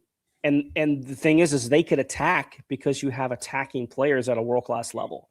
Right. I mean, Pulisic down the left wing was a menace in that game. Paraguay couldn't control it, couldn't contain it, right? Every time he touched the ball, something magical could happen down that left wing. And then you've got Balogun, who could make those runs into the box. And, it was his presence that set up the own goal, right? It was because Balogun was making the run. And it was the same thing in the Australia game. Balogun put it in the box with that speed that he had, ended up as an own goal, looking for Pepi in the box on that one. So to do that against Paraguay, who, they only give up 10 goals in qualifying in CONMEBOL. I mean, come on. You're facing Brazil and Argentina, and you only gave up 10 goals in qualifying. It's a good defensive team, and they made them look a poor defensive team with that attacking mentality. Didn't quite be. Australia is obviously a little bit different in terms of the way that they defend. And, I thought Australia made a mistake in not putting Erkandu, who was such a force in that first game against Turkey, putting him on the bench and bringing him off late in the game. He's such a factor. I think the U.S. would have had some struggles with his speed on trying to put some of those balls over the top. So, not as crisp against Australia. There was that turnover early in the game that really could have changed things in the wrong kind of way. But to be able to go into that atmosphere and take care of business against Australia, I thought was huge. I'm with you. I don't put too much stock because who was it? McKenzie made a bad read on the first goal. What is he doing? What Chris Richards is not making that read. Tim Ream is not making that read. So they would have been in better defensive shape, to kind of handle that. So, and the other part of that too is you make all those changes. Now, okay, if Pochettino needs to go to the bench in a knockout game, you know who can perform for you. I thought Tim Weah was terrible against Turkey. Every time he touched the ball, something bad happened. Yeah, it was weird. Right? He was just man. I don't think you see him the rest of the tournament. He was that bad in that game. Yeah, it was bad. And like, I look at the team and I go, no matter how you're going to play, like, and they didn't blow anybody away, but obviously Gio Reyna scoring in the first game, that really helps him. And then you have Brennan Aronson, who was okay in game 3, but not like anything world beaters. But like, I'm putting both of those guys in before Timmy Weah, and I'll go with Ricardo Pepi, or throw Tillman up there, or Berhalter can play a couple of different spots. But it's like, he just looks so slow. Tim Weah looked like a guy that hasn't played in Europe, and it's like, it's hard to think. Like, your dad was a freaking Ballon d'Or winner, you know what I mean? And he was one of the guys that I'm thinking like, oh, okay. And it tells you a lot that the way that when Pulisic went down, they didn't go to just Tim Weah on the outside. They could have just done a like-for-like switch, even though he likes to play on the other side. But they instead decided to play with 2 strikers. And I think that kind of was a precursor of they are seeing this before we are. And he got an opportunity. I don't think he made the most of it. Anybody else stand out to you from Team USA? I mean, Tyler Adams continues to just be a guy that is so unheralded. But you look at some of the, the defensive metrics and the balls won and the passes intercepted and all those sort of advanced stats in soccer. He's at the top, in the top among, players in this World Cup. He really is the MVP in a lot of ways of this team. Certainly the Pulisics and the Ballagans and the McKennies are going to get the headlines. But Tyler Adams is the guy in that defensive midfield situation that he prevents things from happening. And he reads the game so well. That's a guy you have to have on the pitch for every minute of the knockout stage, however long they go. And like we look at Bosnia and Herzegovina and think, the U.S. is favored, but they did knock out Italy. Yeah, man. Right? They knocked out Italy in the playoffs. This isn't a walkover. European teams, man. Yeah, and Edin Dzeko, man, this is a guy that he is a goal scorer wherever he goes. He bags goals. He's a poacher. Edin Dzeko is a bad dude, man. I've seen him score against Man United in the Europa League for every freaking team. That guy bothers me. If Tyler Adams really wants to be my favorite player of all time, he needs to go play for Man United. Him or Jedi. If they want to sign an American, sign it this time, because Tim Howard's there. What other team has stood out to you? One good, one bad. Well, obviously France, man. They've been so good. I can't believe that we're probably going to get a France-Germany round of 16 game. That just seems unjust in the World Cup. It's it's the way the brackets felt. But France. I mean, Mbappe was the guy the first 2 games, and it was Dembele who scored the hat trick in the 3rd game against Norway. Right, like they're a tough team to kind of play against. I think the disappointing one, certainly Uruguay. Yeah. Right, being knocked out here early, and all the reports of them canceling the charter flight for their players back home. Oh, goodness gracious! Soccer is a different world for sure. Yeah. I think in a lot of ways Portugal has been a little bit disappointing. Right, with that midfield that they have, they should be controlling games much better. To get that tie against Congo, and the biggest surprise I think is the African teams. Yeah. Right. 9 out of the 10 teams advanced to the knockout stage. I know it's a different format this year, and a lot of them finished in 3rd place, but that's why I love this format. I know the Austria game was crazy. Yeah. That was a crazy ending. Iran, I can't imagine having been on that Iranian team, watching the way that things unfolded in that day. So I think a lot of people have a sour taste because both Austria and Algeria knew that they were going through with a draw, and sort of played that way for about a 25-minute stretch in the second half, where it was just, let's just knock the ball around and we'll just kind of kill the clock. You even had the fans booing in the stand. So I understand that aspect of it, but I love this fact that you have, because think about, the story of Cape Verde, the story of Congo advancing, South Africa advancing. Now they finished 2nd because South Korea didn't perform in that match day 3 game. But to get those stories and those teams are making, history for their countries. Right. And now you've got a 9-10-year-old watching this. All of a sudden, man, they can do it. I want to be a part of this. So that's what I love about this format too, is you're going to get some of these other countries that maybe wouldn't have had a chance to get to a knockout stage under the old format. I really like it. I hope that it continues. I think it will. If nothing else, because FIFA gets more revenue out of it, and we know how driven FIFA can be by that.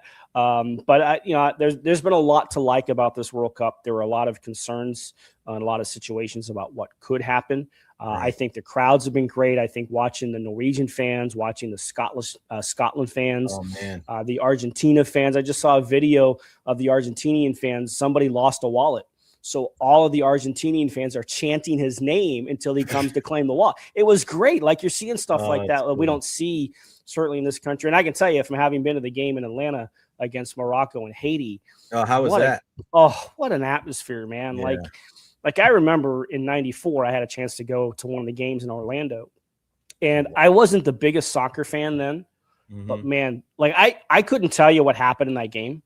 I'm not even sure I could tell you the teams outside of them. I know Morocco was in that game. I can't remember the opponent. It might have been Belgium. But I was hooked by the chants and the atmosphere and everything else. Like, that really hooked me into the sport. And then to be back at it 32 years later in that atmosphere, in a game that didn't mean anything for Haiti, but don't tell that to the Haitian fans. They were fantastic. Going out of the building, the chants were still going on. It was between the two, the fans of both teams. Like, it was just a wonderful atmosphere. And if anybody ever has a chance to attend a World Cup match, man, it can be life-changing just how good it can make you feel being around it and watching it. And certainly that game we got 6 goals in that game, including a world-class strike from Haiti. I don't think I'll ever see a better goal scored in person than I saw that day. But it was a great atmosphere. It was a tremendous event. I think I can't speak for the other venues, but Atlanta handled it extremely well. In terms of security, getting into the building, everything else. I think the stadium could use some help in getting people out of the building. It took me about 25 minutes to get out of there because the narrow concourse. But it was a fantastic environment. The chants were going on as we were getting out of the building. Like, it was fantastic. Erik Erlendsson, lightninginsider.com. That's Erik_Erlendsson. That's a K, not a C, 2 S's after the D. Lightninginsider.com. Sign up today. We still got the promo code up?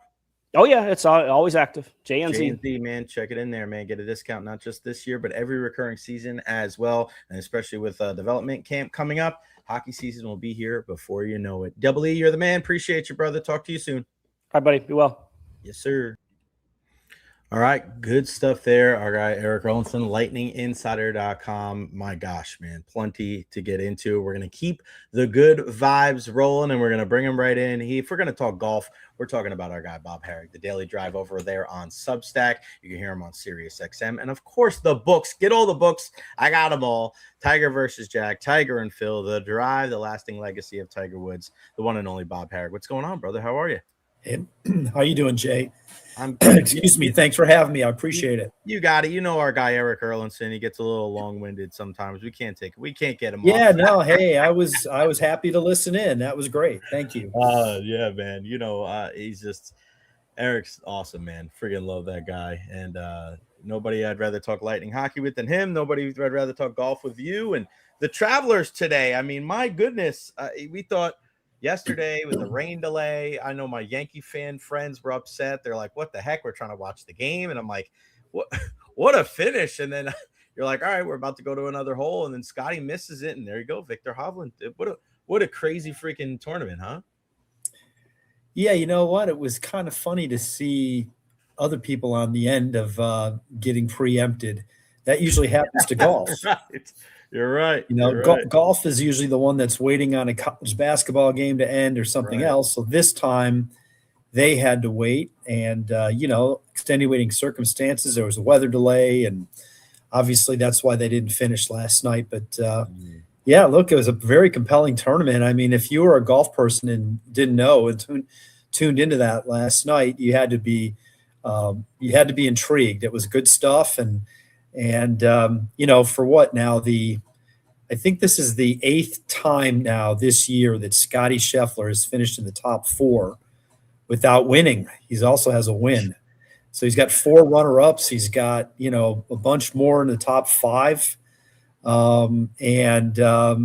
Everybody's sitting there going, God, what's the matter? Well, I don't know that much is the matter. It's just that, it's just a different standard when you won 6 last year and 7 the year before. Mm-hmm. Yeah, I'm with you, man. I shot a 41 on the front 9 the other day on Father's Day with my dad, and I felt happier than Scotty Scheffler after his first major win. So people, I don't think you got to realize it's the most humbling game out there. It is absolutely incredible. And, it's tournaments up there. I got a lot of friends up in the New England area. And when you look at those leaderboards, Bob, and you see Scheffler and you see Hovland, you see Akshay, and like that is so big for these tournaments here in America to have these big names on there. And I just think it draws up interest. I don't know if we'll ever get back to the Tiger levels, but man, you want to see the big names. I'm always a believer that dynasties are good because it's either you watch them win, we know how hard it is to win, or you love to see them get toppled. I mean, it's kind of like that with Scotty now, isn't it? There's no question that while parity in other sports is good, we love it in the NFL. Mm-hmm. We love the idea of our team having a chance every year. And I think pretty much in all team sports, we prefer there to be more parity so that there aren't these lulls but in golf, I think we really do embrace somebody dominating. Mm-hmm. Even if you don't like the guy or if you don't want him to dominate, it's intriguing because you're hooked. You want to see, wow, is he going to do it again? Or can somebody beat him? I mean, this is certainly how it was with Tiger. How it was a little bit with Jordan Spieth. Mm-hmm. And it certainly is that way with Scheffler now. I mean, winning 6 times last year, 7 the year before. That didn't include the Olympics. Right. Didn't include he won Tiger's tournament, which is unofficial. And then he wins his first tournament this year, and we think it's going to be more of the same.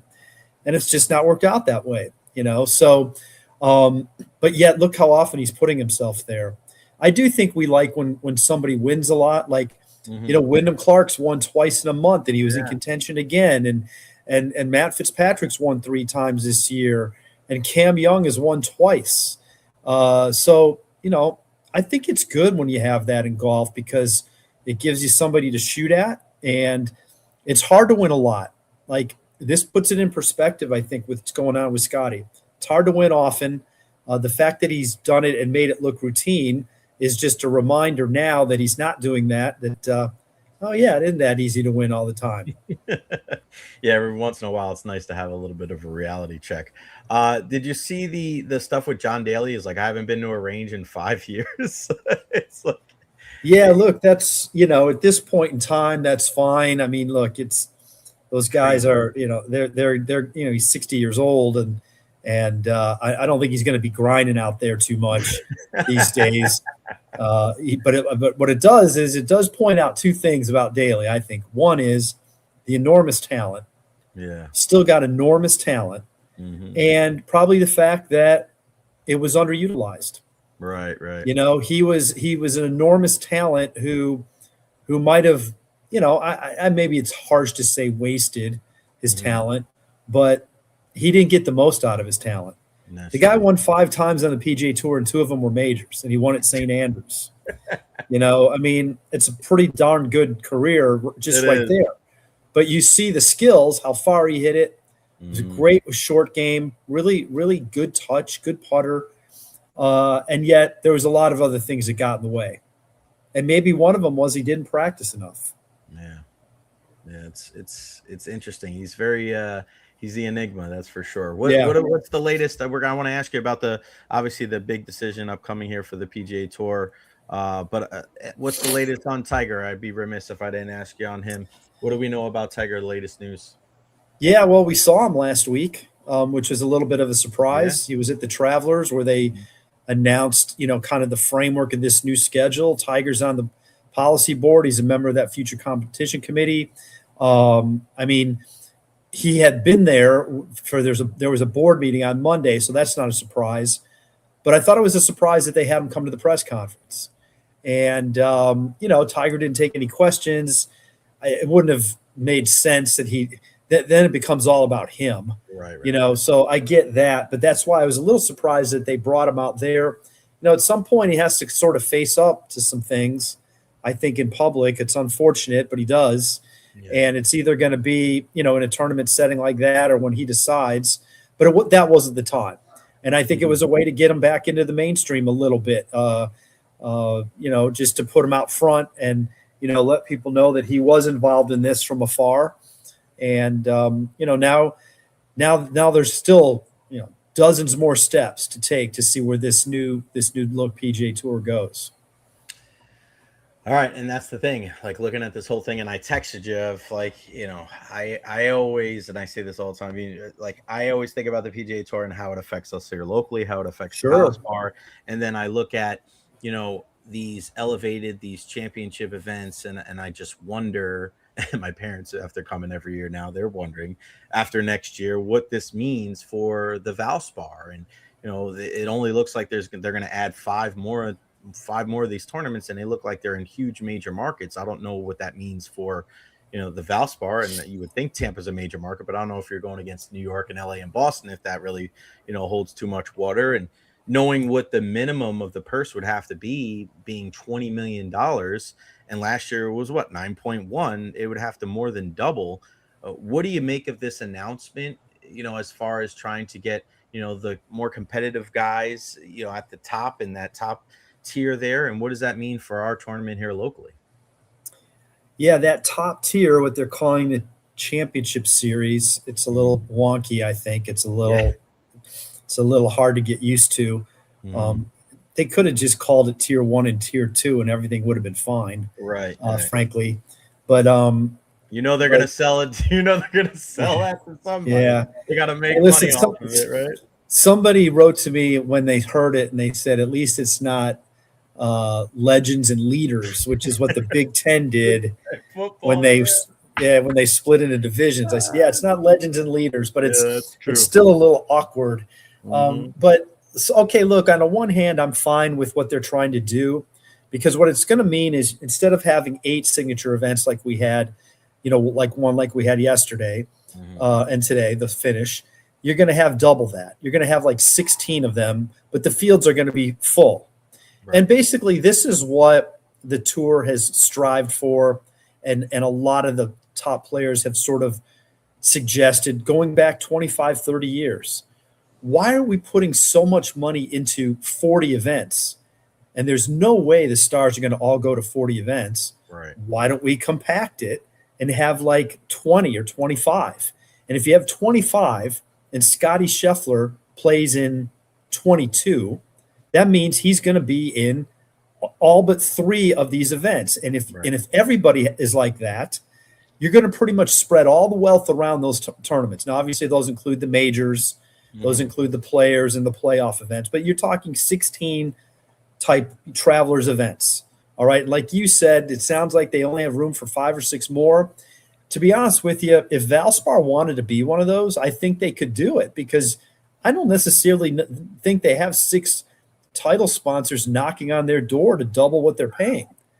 But on the other hand, if you're Valspar, it's a hell of a lot of money. And pretty much it's on them. So, when we say that double, they're not responsible for the purse. They pay more than the purse. It's a little bit of a convoluted system, how the purse gets paid out. Some of it is the title sponsor. Some of it comes from the PGA Tour via the TV rights deal. But the bottom line is a title sponsor signs on for more than what the purse is. Some of it goes to the purse. A bunch of it goes to the tour. Some of it goes back to the network to buy ads. And a bunch of it goes in the tour's bank account. That's how they exist. So, it's probably between 26 and 30 million. So for 1 week a year to try to sell paint, I could see them maybe not wanting to step up and do that. So, but here's the problem with it, and what kind of stinks for us locally. I'm local too, obviously. I live here, and the tournament is not a signature event for the last several years. Has been in kind of a tough date. It follows Bay Hill, which is a signature event, follows the Players, their best tournament. Like, it's the week after that. In theory, it's an easy week to skip if you wanted to. Right. If you played like Pebble Beach and you played Phoenix and you played Riviera and then you took a week off and you played those two, you might want to take this week off. Right. But yet they've still got good players. Yeah. Look who they had this year. They had Xander. I mean, Matt Fitzpatrick won. He's a world-class player. He's won a U.S. Open. Victor won last year. Victor Hovland, who just won today. Spieth played. Thomas has played. They've had Cam Young. They had Brooks this year. They get a pretty darn good field. Yeah, they do a very, very, very good job. But if you are a Challenger Series event, you're probably not getting any of those guys, because those guys are going to be in the higher level. And then if they're not in the higher level, they've fallen off. So you're going to be trying to sell a tour with a bunch of names that a lot of people won't know. Now, the thing about it is if you're into golf, it's still going to be great golf on a great course. And if you win twice on that tour, you get to jump up to the big tour. Maybe the Valspar week would be a standalone week. Like, some of those will be there will be no big tournament. There will be no championship series tournament. I think a lot of it depends on, they've built up a pretty darn good local base, so where it's become a community event. And I think a lot of people embrace it no matter who's playing, but let's be honest. If Tiger's there, it's gangbusters. If big names are there, it's going to be way better than if they're not. So I think they have it's a dilemma. It's a big dilemma for them. And then if it's not, how do you then repurpose it with a $4 or $5 million purse and not getting all the big names that people are used to? And how do you then sell that as something big in the community? It'll be a lot harder on them. And but yet it's still professional golf. It's still PGA Tour golf. And I say this all the time. There is a very, very fine line in pro golf between, say, the 20th ranked player in the world and the 200th. It's not that much different. It's just that we don't know who they are. Yeah. It's funny too, because like part of, my heart goes out to Tracy and Rondé and everybody over there. And does Sherwin-Williams, because obviously Valspar is a subsidiary of Sherwin-Williams, is this one of those things where they could possibly look at that and go, if we step in here, or if we partner with somebody, could there be a way of like where you go maybe higher up the food chain? Obviously, it's easy for us to say because we're not writing checks, but that's kind of, I'm trying to look at it as like what would have to happen, right, Bob? Like, I think this is like, you got to go above the head of Valspar and go to Sherwin-Williams and look at that, multi-billion-dollar company, and they would probably have to go, man, we've got to, it's almost like the Rays, right? We don't have to pay the expansion fee here. We just got to put a little bit more money into it, but a little more is millions of dollars. That's kind of what would have to happen if they wanted to make that foray into the championship series. No? Yeah. I don't know how their corporate structure works. I mean, I know they are a subsidiary. That's a good point. I mean, it's all a matter of what's the return that you are getting. Yeah. Like, are you stepping up and making that much more of a difference to your audience? One of the reasons they like being in the spring, there's been, I remember when there was talk, well, maybe they should move to the fall. And you go, think about that. Like, the company's goals are to get people to buy paint when they're coming out of the winter. Right. And they're about to paint their house or, whatever. So like, it's a marketing strategy. And so the spring works well for them. That's when people, oh yeah, wow, let's paint. Oh, there's Valspar. Like, it's totally getting it in your head who they are. So, but does doubling your outlay from say $14 or $15 million to 30, does that accomplish that in the way you need to? Is there a way for them to, look, there's a lot of wining and dining that goes on at these things. Right. There's a lot of, taking care of your clients, your customers. So do they see an expanded way of doing that? Possibly. I mean, I don't know that they're not going to do it. I think that's something we're going to find out here in the next few months.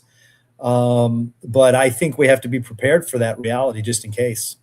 Yeah, no doubt about it, man. I wanted to ask you real quick about some of the kind of the interactions with the golfers and the fans, and we've seen some interesting stuff the last couple of weeks with this, with the hockey jersey the Jack Hughes. Like, we obviously know the waste management probably went a little bit too far, off of everything, but like, where is that next stage? Where is that kind of like?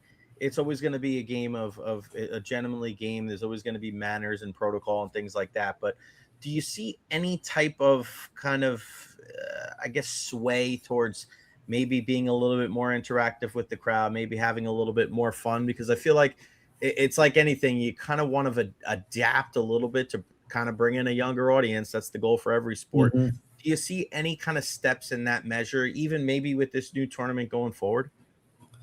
Well, listen, I think golf has done a good job of that, like things like Phoenix, the tournament, the Canadian Open you're talking about, they have a hole called the rink. It looks like hockey boards.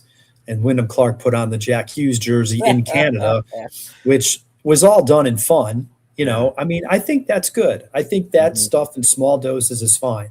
Right. I thought all the Norway fans, cheering for Victor was great because they were cheering for him. So if it's about that, take the Ryder Cup out of this. If it's about that, it's good. What happened to Clark at the U.S. Open was really unfortunate. I mean, I just think that's bad for golf. It's happened to Rory a few times. It happened to Fitzpatrick. I mean, it's not a jingoistic sport in terms of week to week. At the Ryder Cup, yes, we get that. Of course, that went way overboard with what happened there. You're allowed to cheer bad shots at the Ryder Cup. That's okay. Mm-hmm. But you don't do it at the U.S. Open. It's just you just don't do that. And I mean, I was there and TV captured it to some degree. They talked about it. They talked about some fans being ejected, but I mean, it was bad. Like if you were out there, it was bad. And I mean, in golf, the fans are very close. Mm-hmm. And I get the comments. Oh, they need to toughen up. If that's your answer, you're missing the point. Right. This isn't fans screaming under a basket at a guy shooting free throws. Mm-hmm. It's golf. Yeah, and it's not meant to be conducted that way. It's sort of like tennis. You don't hear people jeering during the during a point, right? Yeah. And so in golf, it's just not done. I mean, but yet when I say that, it's happened over the years. It's happened to people. There have been, murmurings. Like when those guys hit it in the water at Augusta in 19, there was a kind of a buzz that went through the crowd because they knew it was good for Tiger. Right. But it wasn't out and out going crazy. Right, exactly. And so, I just find what happened there a little unfortunate. I think what happened with Victor over the weekend was great. I think Scheffler would think it was great because he had plenty of people rooting for him too. Mm-hmm. Yeah, I'm with you, man. I feel like, we always try to make excuses for bad things. I feel like we should try to find ways to be good sportsmen and have good manners. Like, I feel like it just gets lost in the sauce. The excuse made is with Wyndham Clark was that, for all the bad things that he'd been through. Yeah. Okay. Yeah. He trashed a locker at Oakmont and he said some silly things. He, whatever. He's done some things that have been a little bit odd. He's a little bit, he's a little bit cringe sometimes. Mm-hmm. Okay. But he apologized for the locker thing, for the club throwing incident. It was over a year ago. And it doesn't mean that you should treat him that way. Right, exactly. Like, just because you don't like him, go ahead and cheer for Scheffler, cheer for somebody else. That's fine. But just don't, you're not yelling things like you suck or get in the bunker or I hope you choke and I mean, that was nonstop that final round. Yeah. Not good at all. Bob, before I let you go, let everybody know, I was looking at it before, man, the Daily Drive on Substack, over 50,000 subscribers over there, your new venture. Let everybody know how they can find your great work. Yeah, those are free ones. We need people to pay too. There you go. You can take the free version and you'll get a part of it. And if you want to support us, there's a monthly, and there's an annual, and there's a I don't know. There's all kinds of different ways you can do it. But it's basically what I've been doing forever, covering golf. Writing the news, reacting to the news. Kind of on a daily basis, and then every day when we're at the majors. Or if news occurs, right. So news occurred today, and so I'm writing about it for tomorrow, and you can find it like pretty easily at my Twitter at Bob Harig, or if you just type in the Daily Drive Substack, it'll come up, and you just put in your email, and there's no obligation. So it's great. Yeah, it's an interest. It's kind of the new way. It's there's a lot of newsletter traffic these days in the media space, and we've kind of found our little niche doing this. It's a beautiful thing, man. I am signing up right now as we speak. And of course, head on to Amazon, because I got all 3 of the books: Drive, The Lasting Legacy of Tiger Woods, Tiger and Phil, Tiger versus Jack. Tiger versus Jack, I'm freaking all my trips that I've been taking here over the summer. Every time I crack it open, man, I'm just like, I can't put this thing down. So I'm actually, just like what I did with Tiger and Phil, I'm probably going to start over at the beginning so I can read it straight through, because I always get distracted by somebody snoring next to me. I need to do a whole new Tiger versus Phil. There's been a lot of fodder since that thing came out, man. You mentioned that to me when it first came out too. You're like, Jay, I might have to write another one of these books. And I mean, think about how much news has happened. Well, I mean, the book came out, that book came out right before Live started. I know. So, obviously if there's not another chapter, if there's not another book, there's at least another chapter or 3, I mean, 10, so labor of love, you and your books, my friend. The one and only Bob Harig, Twitter/X. Check him out again. Subscribe to the Daily Drive today. Bob, always a pleasure, my friend. Stay dry. I see it pouring outside now here in the area. We'll talk soon, buddy. Thank you. Thanks, Jay. Be well. Take care. The great Bob Harig. Again, we're talking golf. We're talking with our guy. We always talk about supporting local. The Daily Drive. Go check it out. Go to @Bob Harig on Twitter/X. Subscribe. I'm about to do it right here and talking all things golf. All right, listen. The coolest thing that I saw over the weekend, and it wasn't even close, it was King of the Ring, Queen of the Ring, Night of Champions, WWE, and to see Sami Zayn finally win the WWE title was just so cool. A lifetime achievement for him. Just unbelievable, man. To see a guy, you see the emotion on his face. I get it. It's all predetermined or whatever, but I loved it. I just thought it was the coolest thing. I feel so happy for him and his family, and to be able to do that, and like just to see, a guy that's put in the work, and sometimes you get lost in the shuffle a little bit, but it happens, man. You got to stay with it. Unbelievable stuff there. Hold on once. What's the other thing I was looking at? Oh yeah. Okay, that was it.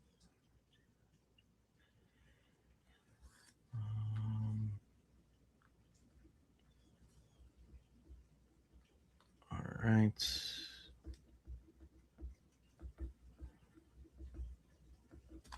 All right, hold on. I wanted to make sure I wrote some notes for this.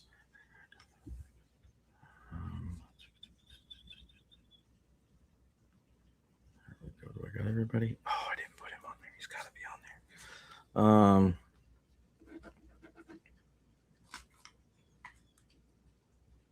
All right, that's my answer right there. Okay, so it was so great to see Sami Zayn win that. Like, this is a guy that's really done it all, and I just feel like for him, you have so many of these stars in WWE, and it's the same guys over and over again, and you got the Cody Rhodes, and you have Roman Reigns and CM Punk, and Sami Zayn's like the ultimate underdog, and to see him achieve his lifelong dream, it's really cool to see. So congratulations to Sami Zayn, well deserved. I mean, the Queen of the Ring with Io Sky, and immediately challenging Liv Morgan at SummerSlam, Obafemi beating Jey Uso, Seth Rollins winning his match, Tiffany Stratton. It was really, really good stuff. Last night, seeing AEW watching that with Will Ospreay winning the Owen, which was really, really nice. He will challenge the champion at All In. So really, really good wrestling. I got to thinking over the weekend, who are the top 5 wrestlers of all time that use their real name for their ring name? Now, you can shorten it up. So if it's like a Steven and he went by Steve, that's still technically, in my mind, his name. But, who are the top 5 wrestlers that didn't really have to change their name for their ring name? And listen, I'm not counting Ric Flair in this one. I'm sorry, right off the rip, because his last name is not Flair. It's Fleer, F-L-I-E-H-R, I believe. It's not Flair, F-L-A-I-R. So it's close, but it doesn't count. So again, who are the top 5 wrestlers in history whose ring name was their actual real name? And again, we'll take, an abbreviated name where Steven and Steve, Jonathan, John, that's fine. All right. Bruno Sammartino to me, honorable mention. He just missed the list. At number 5, I'm going to go with Kurt Angle, the Olympic hero, just like Bruno Sammartino, a Pittsburgh guy. You want to talk about legitimacy when it comes to wrestling. Kurt Angle was just so flawless in professional wrestling, and to the gimmick that he had, I won a gold medal with a broken freaking neck, and then all the stuff where there was a comedic angle, what he did at TNA when he was just a wrestling machine. Kurt Angle comes in at number 5 on the list. Number 4, a guy that I think a lot of people think this could have been a dream match with Kurt Angle, Bret the Hitman Hart, coming from the Dungeon, his dad Stu Hart, up there in Canada, and the excellence of execution, the best there is, the best there was, the best there ever will be. He was just so smooth in the ring, and you knew every single one of his moves: the elbow drop off the middle rope, the side Russian leg sweep, the sharpshooter, goes out with the glasses, part of one of the most infamous moments in wrestling history with the Montreal screw job. He goes over to WCW, joins the NWO, and then he ends up coming back. Bret Hart was clean, man. Probably one of the best technical wrestlers of all time. That would have been a great match, Kurt Angle and Bret Hart. Coming in at number 3, you want to talk about legitimacy? The next big thing, the guy that was just, to me, I think gave probably the most legitimacy ever to pro wrestling, Brock Lesnar. I mean, to be an NCAA champion at Minnesota, to be the UFC heavyweight champion, and then to come to the WWE and do what he was able to do, breaking the Undertaker streak, sending John Cena to Suplex City, all the stuff with Roman Reigns, putting over some of the other talent like Obafemi we see here recently, and in the past, the stuff that he did with Goldberg, and obviously winning his first championship many years ago against The Rock, and a really smart mind for the business, and in a way, one of the more underrated wrestlers of all time when it comes to the all-time greats. Some of the funny stuff he was able to do with R-Truth. Brock Lesnar, number 3 on my list. Number 2, Randall Keith Orton. Randy Orton, RKO, the greatest finisher in the history of wrestling, the legend killer. From his time there with Legacy, and obviously Evolution, and all he's been able to do, and just the different iterations. I think out of all the guys on the list, there's been nobody better that can play a heel and a baby face. He just gets it, man. He just gets it. Obviously, the son of Cowboy Bob Orton, 3rd generation wrestler. He's still to this day one of my favorite guys, and he's a guy that can get a pop with an RKO out of nowhere. One of the best RKOs, 2 of the best RKOs, the one with Evan Bourne doing the shooting star press and he catches him off the top rope, and then my favorite RKO of all time at WrestleMania, the same night that Seth Rollins cashed in on Brock Lesnar and Roman Reigns. He goes for the stomp. Randy Orton lifts him up into the air. Boom. Hits him with a RKO. Randy Orton, one of my favorite wrestlers of all time. He comes in at number 2. And then at number 1, John Cena.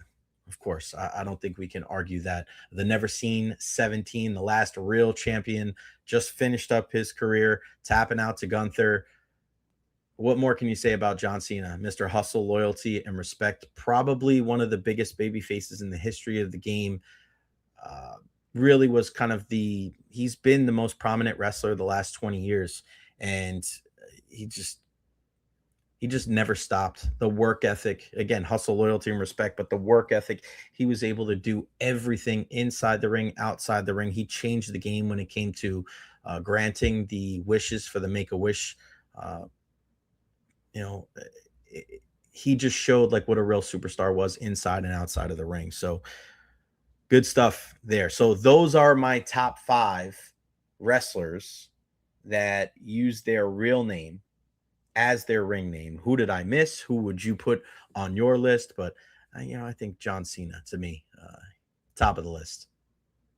No discussion needed. All right. Let's see. Any other big news before we sign off for the day?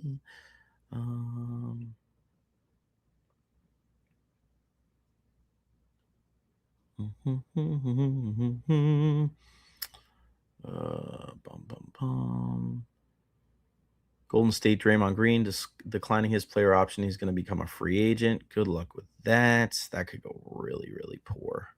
Really poor.